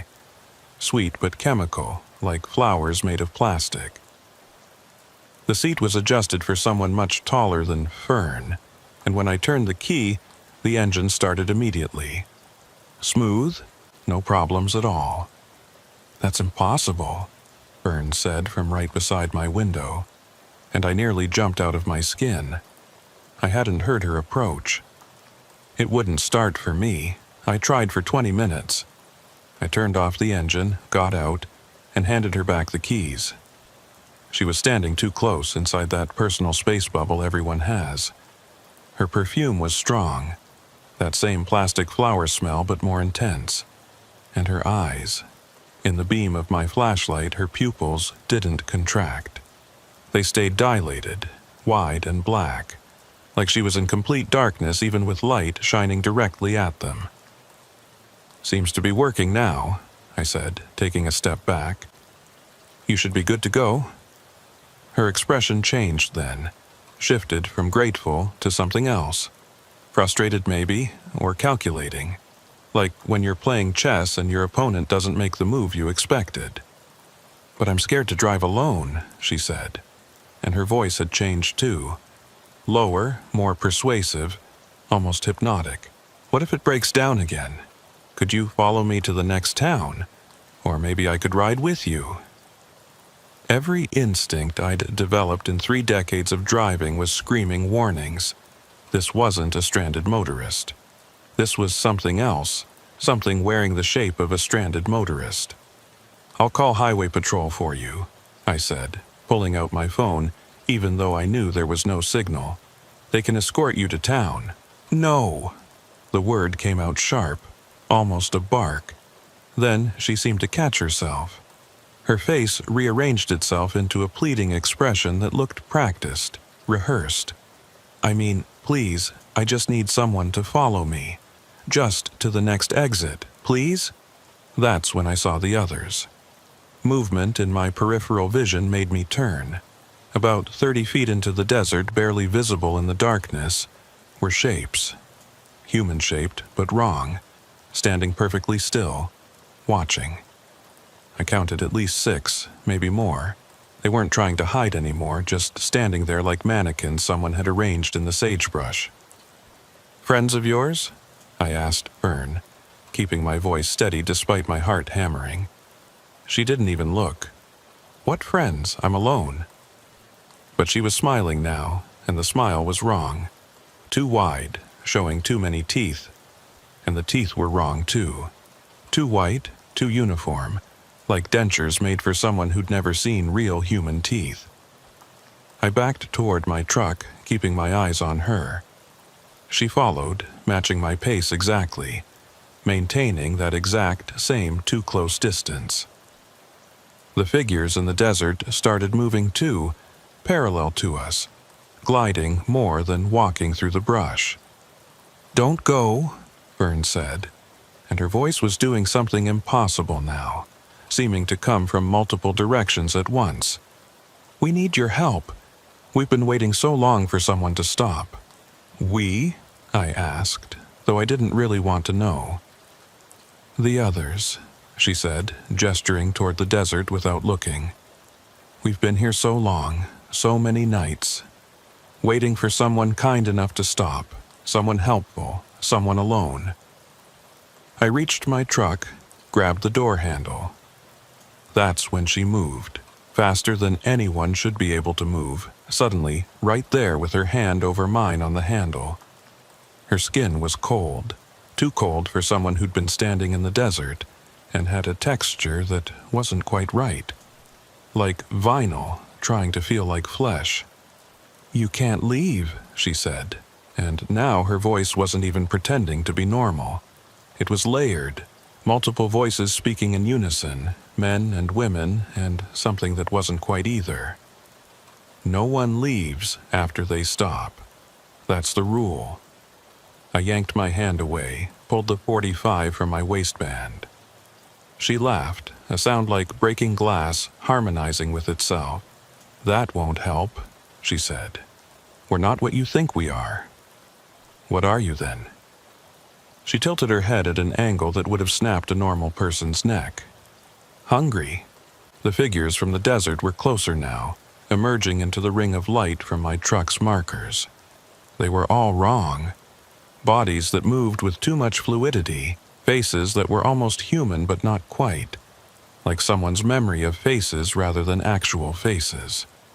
Men, women, even what looked like children, all with those same dilated pupils, all with that same too perfect appearance. One of them I recognized, or thought I did. A trucker I'd met once at a Flying J in Nevada, guy named Burley Hooks. But Burley had gone missing 6 months ago, his rig found abandoned on this very stretch of highway. "Burley?" I called out. The thing that looked like Burley turned toward me, and its mouth opened wider than any mouth should, revealing darkness that seemed to go on forever. When it spoke, it was with Burley's voice but wrong, like a recording played through broken speakers. "Stop to help," it said. "Nice lady, car trouble, couldn't leave." Then quieter, like an echo of the real Burley trapped somewhere inside. "Run." I didn't need to be told twice. I jumped up into my cab, slamming the door and hitting the locks. They surrounded the truck immediately, dozens of them now, all pressing against the windows, all with those terrible dilated eyes and too perfect faces. Fern was at my driver's side window, tapping with one finger. "Open up, Ott," she said, and hearing my name in her multiple voices made my blood freeze. "You stopped to help. That means you're ours now. Those are the rules." I started the engine, put it in gear. They didn't move, didn't try to get out of the way. I had 80,000 pounds of truck and cargo, and I was ready to use it. But as I started to pull forward, something impossible happened. The truck wouldn't move. Not wouldn't, couldn't. The engine was running, the transmission was engaged, but we weren't moving. It was like the space around the truck had become solid, like we were trapped in invisible amber. Fern laughed again. "You can't leave until we feed, and we're so very hungry, Ott. We've been hungry for so long." The windows started to crack. Not from impact, but from cold. The temperature inside the cab was dropping fast, my breath coming out in clouds. Frost spread across the glass in patterns that looked almost like reaching fingers. That's when I remembered something my grandmother used to say. She was from the old country, full of superstitions and folklore. One thing she always insisted on: evil things needed permission to enter. They needed to be invited, or they needed you to accept their help, or they needed you to stop for them willingly. But I'd stopped willingly. I'd chosen to help. Or had I? "I stopped to help someone in distress," I said out loud, my voice shaking from cold and fear. "But you were never in distress. The contract is void." The frost stopped spreading. Fern's tapping became pounding. "You stopped!" she shrieked in her multiple voices. "That's all that matters." "I stopped for a lie," I said, more confident now. "You were never broken down, you were never stranded. I stopped to help someone who didn't exist." The pounding stopped. The figures around my truck stood still, and for a moment, there was absolute silence except for my engine idling. Then Fern spoke. But now it was just one voice, quiet and old and tired. "Clever," she said. "But you still stopped. And even if the contract is void, we're still hungry. We can wait. Your fuel won't last forever. Your will won't last forever. Eventually you'll have to open the door." She was right. I had maybe 3/4 of a tank, enough for several hours of idling, but not forever. And already the cold was seeping in, the frost making it hard to see out the windows. I couldn't call for help, I couldn't drive away. I was trapped. That's when I heard the horn. Another truck coming up from the south, air horn blaring in a pattern I recognized. 3 long, 3 short, 3 long, SOS. But also a warning to other truckers, danger ahead. The figures around my truck turned toward the sound, and in that moment of distraction, whatever was holding my truck in place loosened. Not completely, but enough. I gunned it, the big diesel roaring, wheels spinning for a moment before catching. The truck lurched forward, and I felt things crunch under my wheels. Not like running over people, more like crushing empty shells, hollow things that looked solid but weren't. In my mirrors, lit red by my taillights, I saw them reforming, the crushed figures standing back up, reshaping themselves from whatever they really were into those almost human forms. Fern was standing in the middle of the road, not chasing, just watching. And smiling, the other truck passed me going the opposite direction, never slowing. The driver had seen something that made him warn others but not stop to help. Smart man. I wondered what he'd seen, if he'd noticed the figures or if they'd hidden from him, saving their show for someone who actually stopped. I drove for 2 hours before stopping for fuel, and even then, I chose the busiest, brightest truck stop I could find. Lots of people, lots of lights, lots of normal human activity. When I finally felt safe enough to check the news on my phone, I found what I was afraid I'd find. 3 drivers had gone missing on Highway 191 in the last 2 months. All single operators, all driving alone, all vanished without a trace. Their trucks were found on the shoulder, engines running, doors open, no sign of struggle. The latest had been just a week ago. I found more when I dug deeper. Forum posts about the 191 Phantom, stories going back years about a woman with car trouble who wasn't quite right. Drivers who'd stopped to help and barely escaped, others who'd stopped and were never seen again. One post stood out from a driver named Carol Martin in 2019. She said her name was Fern, pretty woman, white car, broken down. Something felt wrong, so I didn't get out of my truck, just called out that I'd radio for help. She begged me to come look at her engine, got angry when I wouldn't. That's when I saw the others in the desert. Dozens of them, all just standing there, waiting. I drove off, and in my mirror, I swear I saw them all just disappear, like they were never there. Another from 2015. Pulled over to help a woman named Fern on 191. Soon as I got close, knew something was wrong. Too perfect, like a doll. Eyes all black, even in my flashlight. Ran back to my rig and booked it. Saw at least 20 people standing in the desert, all perfectly still, all watching. Reported it to Highway Patrol, but they found nothing.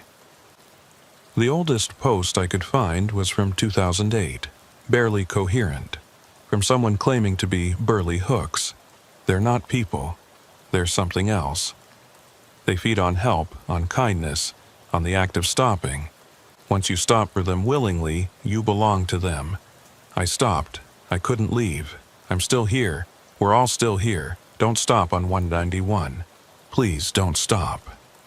That post was made 6 months after Burley had supposedly died. I reported what happened to the Highway Patrol, leaving out the impossible parts. Told them about a group of people trying to run some kind of scam or ambush using a woman with a fake breakdown. They said they'd investigate, but I could tell from their tone they'd heard similar stories before. Too many similar stories. I don't drive that route anymore. Told my company I'd take a pay cut rather than haul anything through that stretch of 191. They weren't happy, but when I told them why, really told them, the dispatcher got quiet. Turns out 3 of their drivers had refused that route in the last year, all with similar stories. They don't assign solo drivers to it anymore. But sometimes I think about them. Fern and the others, still out there on that empty stretch of highway, still waiting for someone to stop. I think about Burley Hooks, or the thing wearing his shape, warning me even as it tried to trap me. I wonder how many of those figures in the desert were once drivers who stopped to help, who fell for the trap, who became part of it. And I wonder about Fern herself. Was she the original? The first one to get trapped somehow, turned into bait for others? Or was she something else entirely? Something that had never been human, just wearing the shape of someone who needed help. There's a new driver at my company. Young woman named Jessica. She's fearless, takes all the night runs, all the lonely routes. I've tried to warn her about 191, about Fern, about what's waiting out there. She listens politely, but I can see she doesn't really believe. Thinks it's just old trucker superstition. Last week, she took a load through Utah. Said she'd go up 191 to save time. I begged her not to, or at least to never stop, no matter what she saw. She promised she'd be careful, but promises don't mean much at 3 a.m. when you see someone who needs help. She made it through fine, checked in when she reached Salt Lake City, but when I asked if she'd seen anything, she got quiet. "There was a woman," she finally said. "White car, hood up, standing by the road waving for help. You didn't stop?" "No, remembered what you said, but..." She paused. As I passed, I looked in my mirror. The woman, the car, they just vanished, like they were never there, and I swear I saw people in the desert, just standing there watching me drive by. "Good," I said. "You did good." But she wasn't done. The woman, when my headlights hit her face, she looked familiar. Looked like a driver I met once at a truck stop in Nevada. Lady named Patricia, really nice, helped me with directions when I was new, but Patricia went missing 3 months ago. They're collecting people. That's what I think now. Every person who stops, who falls for the trap, becomes part of it. Another figure in the desert, another piece of bait to lure the next Good Samaritan. Growing their numbers, spreading their reach, getting better at mimicking human distress. I've researched every missing driver case along 191 for the past 20 years. The numbers are staggering. Officially, they're attributed to accidents, voluntary disappearances, various rational explanations. But the pattern is clear. Solo drivers, nighttime, that same stretch of highway.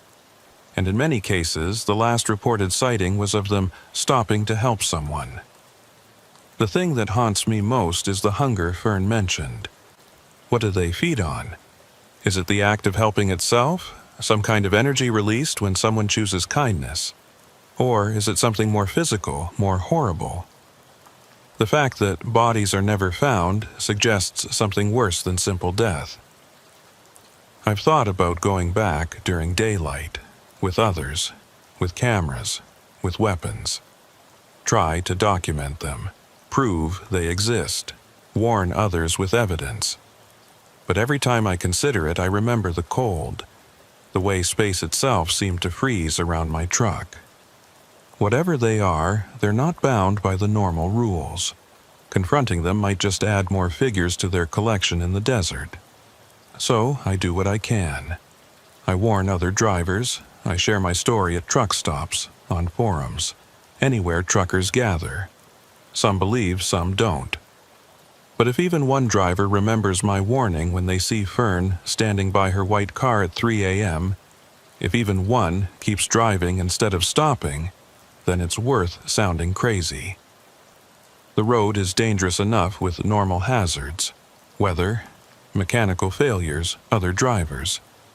But there are things out there that use our humanity against us, that turn our instinct to help into a trap.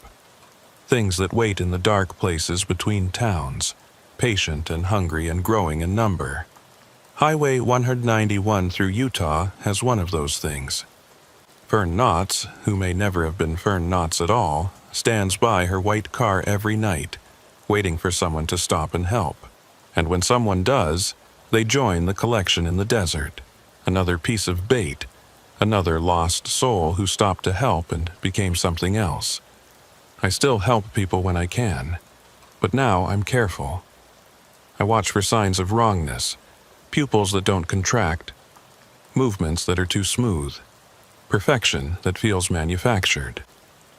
I keep my distance, stay in my truck when possible, always have an escape route. Because I know what's out there, wearing the face of someone in need. The guilt eats at me sometimes. Every time I pass someone who might genuinely need help, every time I don't stop because something feels off, I wonder if I'm letting fear override compassion. But then I remember Fern's multiple voices, Burley's warning, the figures in the desert all standing still and watching. And I keep driving. 3 weeks ago, I got a call from another driver, old friend named Marcus. He'd seen something on 191, wanted to know if I'd experienced anything similar. He'd stopped for a woman with a broken-down white car. Fern, of course. But Marcus was smart, paranoid from years of driving. He'd stayed in his truck, kept the engine running, doors locked. She kept trying to get me to come look at her engine, he said. Got more and more insistent. That's when I noticed her reflection in my side mirror didn't match what I was seeing through the windshield. In the mirror, she had no face, just smooth skin where features should be. He'd driven off, but not before seeing the others. Must have been 50 of them, he said, all standing in formation in the desert, like an army. And I recognized some of them. Drivers I'd known, drivers who'd gone missing. The collection is growing, more people stopping, more joining the figures in the desert. And Fern is still there every night, perfect and pretty and wrong, waving for help with movements too smooth to be human. I've left instructions with my wife. If I ever go missing on the road, don't look for me on 191. Don't stop for anyone on that stretch of highway, no matter how much they seem to need help. Because if I disappear out there, I won't be me anymore. I'll be one of them, standing in the desert, waiting for the next kind soul to stop. The worst part is knowing they're winning. Every person who stops and doesn't escape becomes part of the trap. The collection grows, the bait becomes more convincing, more varied. It's not just Fern now, it's Patricia, Burley, dozens of others, all preserved in whatever twisted form they've become, all used to lure more drivers. I dream about them sometimes. In the dreams, I'm driving 191 at night, and I see myself standing by the road waving for help. Dream me always stops, always gets out, always walks toward road me, and road me smiles with too many teeth and says, "You should have kept driving." Then I wake up, check that I'm still myself, still human, still able to leave when I choose. But the dream feels like a promise, like a preview of something inevitable. Like eventually, we all stop on 191. Eventually, we all join the collection. But not today, not tonight. Tonight I'm staying on the main routes, the safe routes, the ones where people are still people and breakdowns are just breakdowns. Tonight I'm driving past anyone who needs help, radioing ahead for them but never stopping, never taking the chance. Because I know what's out there. I know what waits on Highway 191 at 3 a.m. I know what Fern Knotts really is, what the figures in the desert want, what happens to those who stop. And knowing that, I'll never stop for anyone again. The guilt is better than joining them. The shame is better than becoming them. Living with the knowledge that I don't help anymore is better than becoming one more piece of bait, one more figure in the desert, one more trap for the next driver. So remember this, if you're ever on Highway 191 through Utah at night, and you see a woman with a broken-down white car, keep driving. No matter how real her distress seems, no matter how much she needs help, no matter how guilty you feel, keep driving.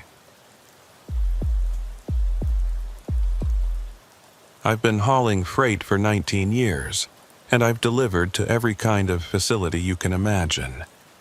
Modern distribution centers with automated systems, old warehouses that smell like rust and regret, sketchy cash-only operations that make you count your fingers after shaking hands. But nothing in my career prepared me for what happened at the Brackenridge Industrial Complex outside Pittsburgh last winter. My name's Jess Wooten, and I was hauling a load of industrial chemicals from a plant in Houston to a warehouse in Pittsburgh. The delivery was scheduled for 3:30 a.m., which wasn't unusual. Lots of places prefer night deliveries to avoid traffic and keep their day shifts clear for other work. What was unusual was the specific instructions. Building 7, loading Dock C, ask for Slim Bledsoe, and don't talk to anyone else. The Brackenridge Industrial Complex was old, really old. Built in the 1940s for the war effort, changed hands a dozen times since then. Half the buildings were abandoned, roofs caving in, windows broken out like dead eyes. The other half were supposedly still operational, but driving through those gates at 3:15 a.m., the whole place felt like a cemetery for American industry. My GPS led me through a maze of crumbling roads between the buildings. No lights except my headlights and the occasional security lamp that flickered like it was about to give up. The numbers on the buildings were mostly gone, but I found Building 7 by process of elimination. It was one of the newer-looking structures, which meant it was only falling apart instead of already collapsed. Loading Dock C was around back, down an alley so narrow my mirrors almost scraped the walls.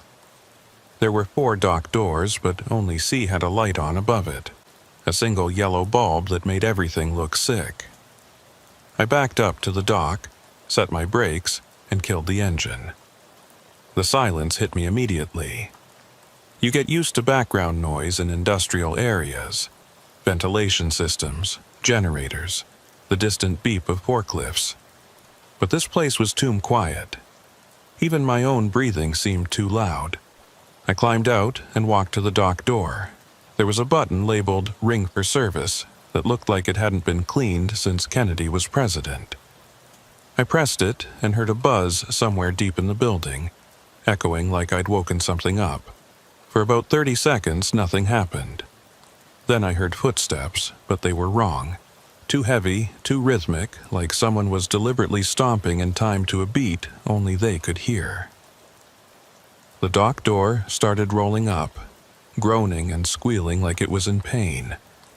The man standing there was tall and thin to the point of being skeletal. His coveralls hung on him like they were draped on a scarecrow. The name patch said Slim Bledsoe in faded red letters. His face was gaunt, cheekbones sharp enough to cut, and his eyes were so deep set they looked like caves. "You're early," he said, and his voice was flat, emotionless, like he was reading from a script he'd memorized but didn't understand. I checked my watch, 3:27 a.m. Dispatch said 3:30. "Early," he repeated, then turned and walked into the warehouse without another word. I followed him inside and immediately wished I hadn't. The warehouse was wrong in every way a place could be wrong. The lights were on, but they were all different colors, some white, some yellow, some an ugly green that made everything look underwater. The racks of inventory went up maybe 30 feet, but they were mostly empty, and what was there was covered in dust so thick it looked like snow. But it was the other workers that made my skin crawl.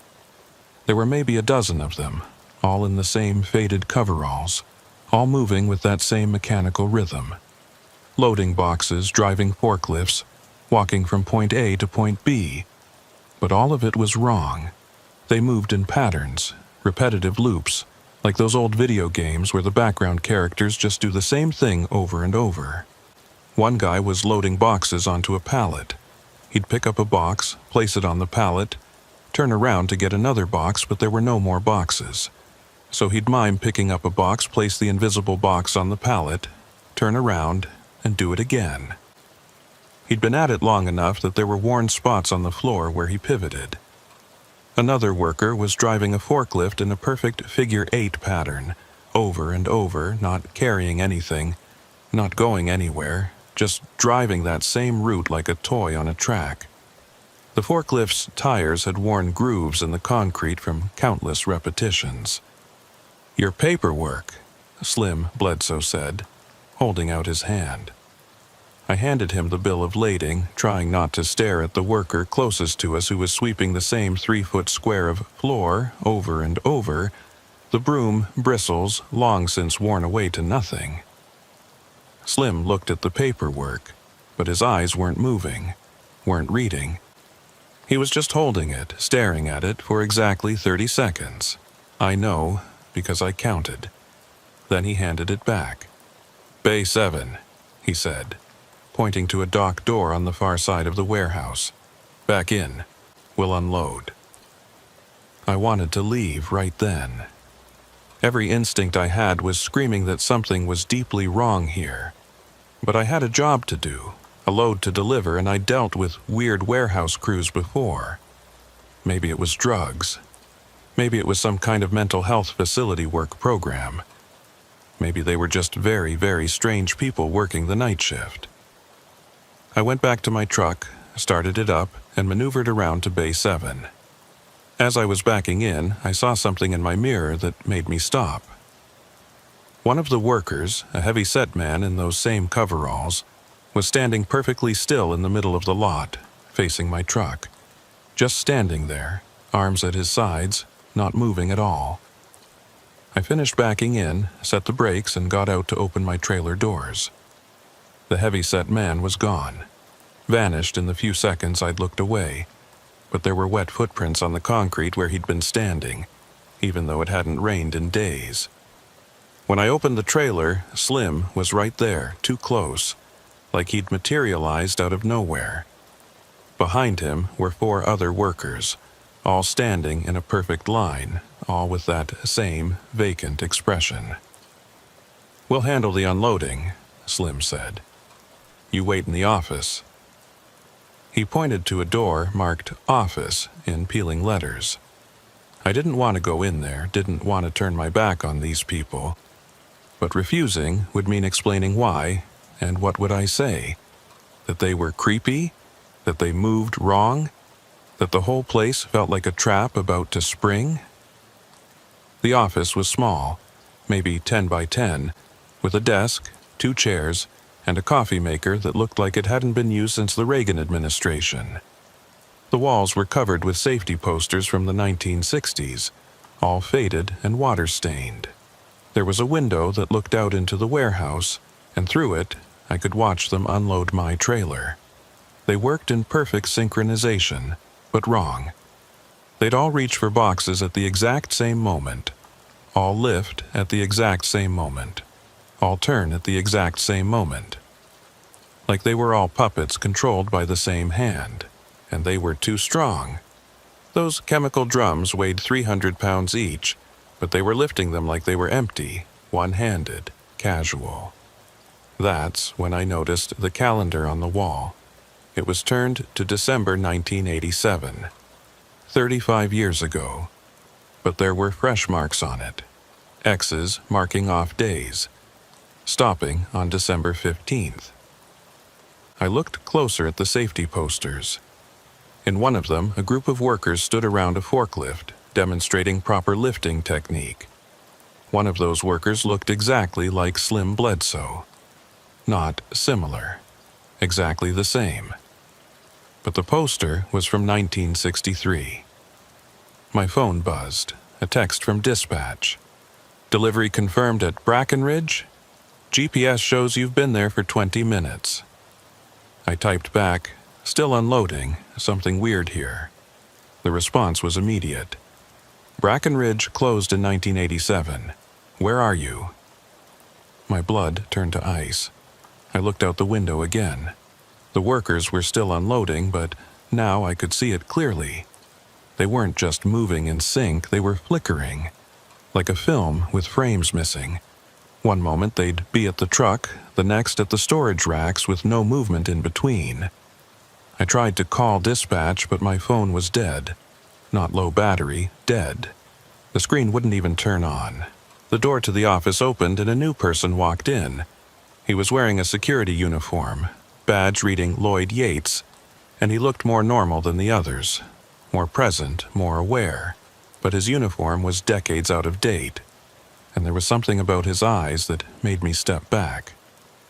"You shouldn't be here," Lloyd said, and unlike the others, his voice had emotion in it.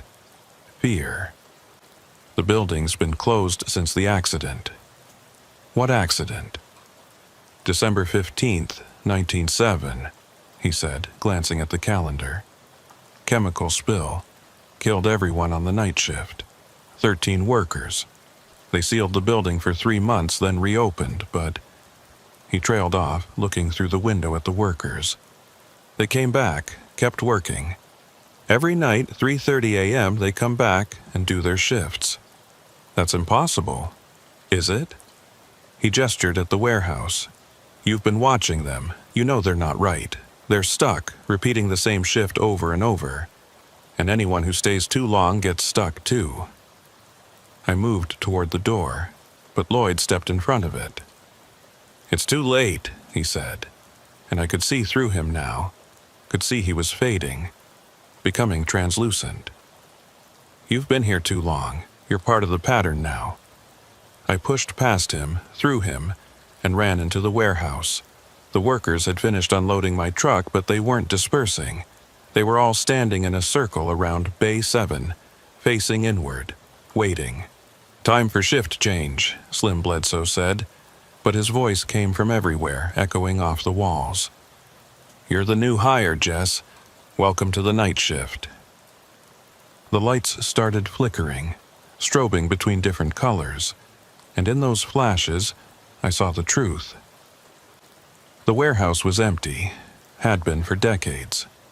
Broken windows, collapsed roof sections, rust and decay everywhere. But overlaid on that reality was the other reality, the one where the night shift never ended, where the workers kept working, where December 15th, 1987 repeated forever.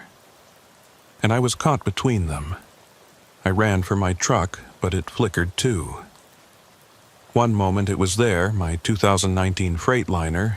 The next it was a 1980s Peterbilt with Wooten Trucking on the door, a company that never existed, a truck I'd never driven, but somehow I remembered driving it, remembered delivering here before, remembered the chemical spill, remembered dying. No, that wasn't me. That wasn't my memory. I forced myself to focus on what was real.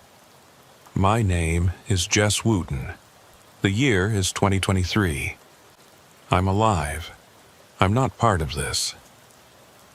The flickering slowed. My truck solidified as my Freightliner. I jumped in, started the engine, and threw it in gear. The workers moved to block me, but they were moving in their patterns, their loops, and I could see the gaps. I drove through them, or maybe through the spaces where they weren't, where they had never been. Slim Bledsoe appeared in front of my truck, solid as a wall. "You can't leave. No one leaves the night shift." I floored it, passed right through him like he was fog. But as I did, I felt it, the pull, the weight of 35 years of repetition trying to drag me back, trying to make me part of the pattern.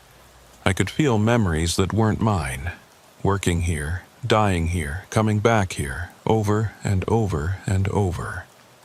The exit was ahead, but it was wrong. Sometimes it was the modern gate, sometimes it was the old one from 1987. Sometimes it was just a wall. Reality was breaking down, or maybe breaking through. I aimed for where I remembered the exit being and hoped. I crashed through something. Not a gate, not a wall, but something that felt like breaking through ice, cold and sharp and final. Then I was on the street, the real street, with real streetlights and real buildings that weren't stuck in 1987.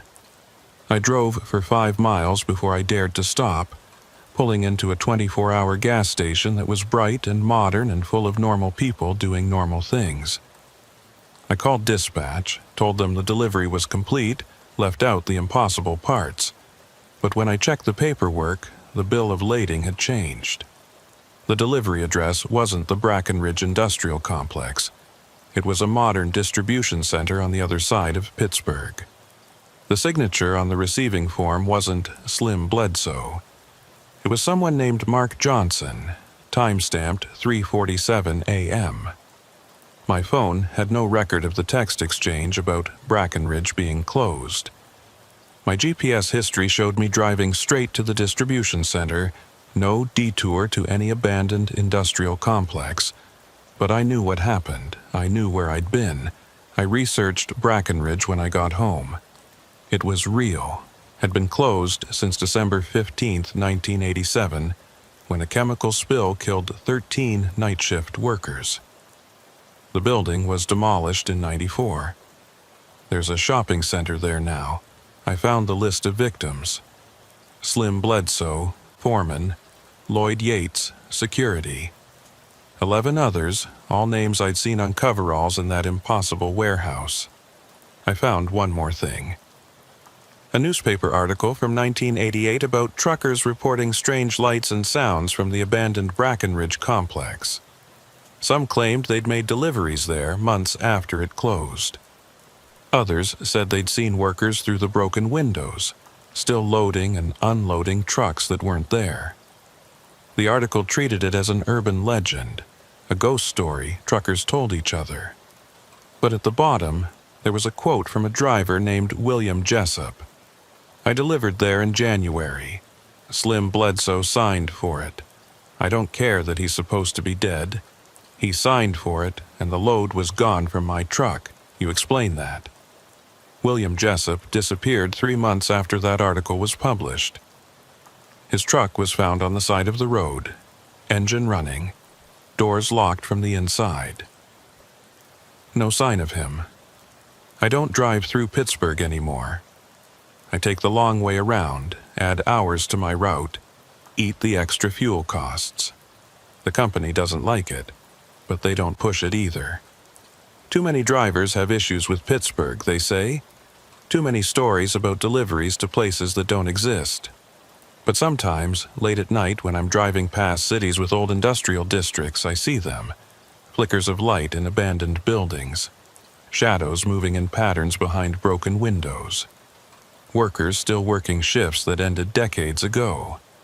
And sometimes, in my mirrors, I see a 1980s Peterbilt with Wooten Trucking on the door, following me. The driver looks like me, but older, more tired, wearing coveralls with my name on them.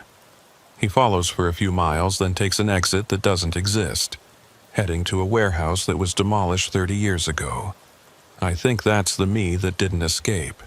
The me that got caught in the pattern, stuck in 1987, still making deliveries to the Brackenridge Industrial Complex every night at 3:30 a.m.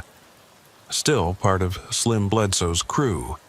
Still unloading trucks in a warehouse that exists in the space between what was and what is. There's a new driver at my company, eager kid named Tony. He asked me about the Pittsburgh routes, said he'd heard other drivers talking about avoiding certain areas. I told him everything. About Brackenridge, about Slim Bledsoe, about the night shift that never ends. He laughed, said it sounded like a movie, but I gave him the articles, the research, the names of other drivers who'd experienced it. His laugh faded when he realized I was serious. So, these places just exist? Buildings that aren't there but are? They exist at 3 a.m., I told him.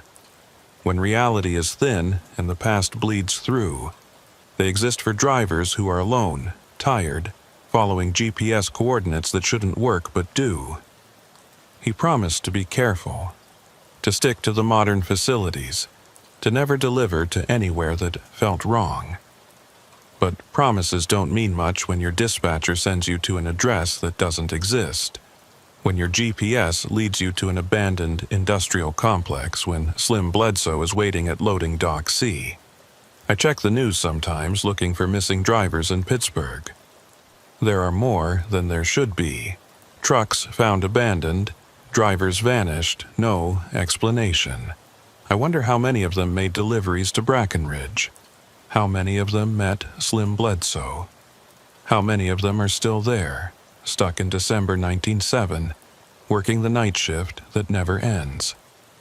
The worst part is the memory that isn't mine.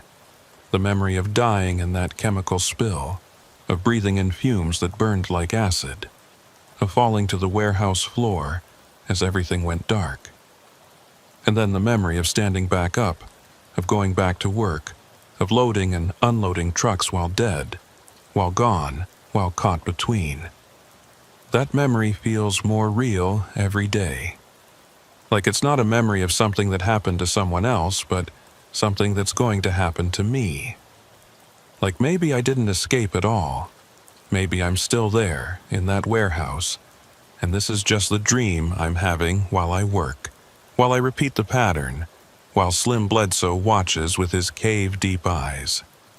Sometimes I wake up at 3:30 a.m. exactly, every night for weeks. And in those moments I can hear it. The sound of forklifts, of trucks backing up, of Slim's voice saying, "You're early." And I know that somewhere, in some when, I'm still there. Still working. Still part of the night shift. The road has many secrets. Some of them are places that shouldn't exist, but do. Some of them are people who shouldn't be there, but are. And some of them are traps that catch you even when you escape, that follow you home, that make you question which reality is real. The Brackenridge Industrial Complex was demolished in '94. But every night at 3:30 a.m. it rebuilds itself in the space between what was and what is. Slim Bledsoe and his crew clock in for their shift. And somewhere, in some reality, so do I. I've written letters to my family, explaining what happened, warning them. If I disappear, if my truck is found abandoned, don't look for me in Pittsburgh. Don't go to where Brackenridge used to be, because I'll be there. But I won't be me anymore. I'll be part of the pattern, part of the shift, part of the thing that shouldn't exist but does.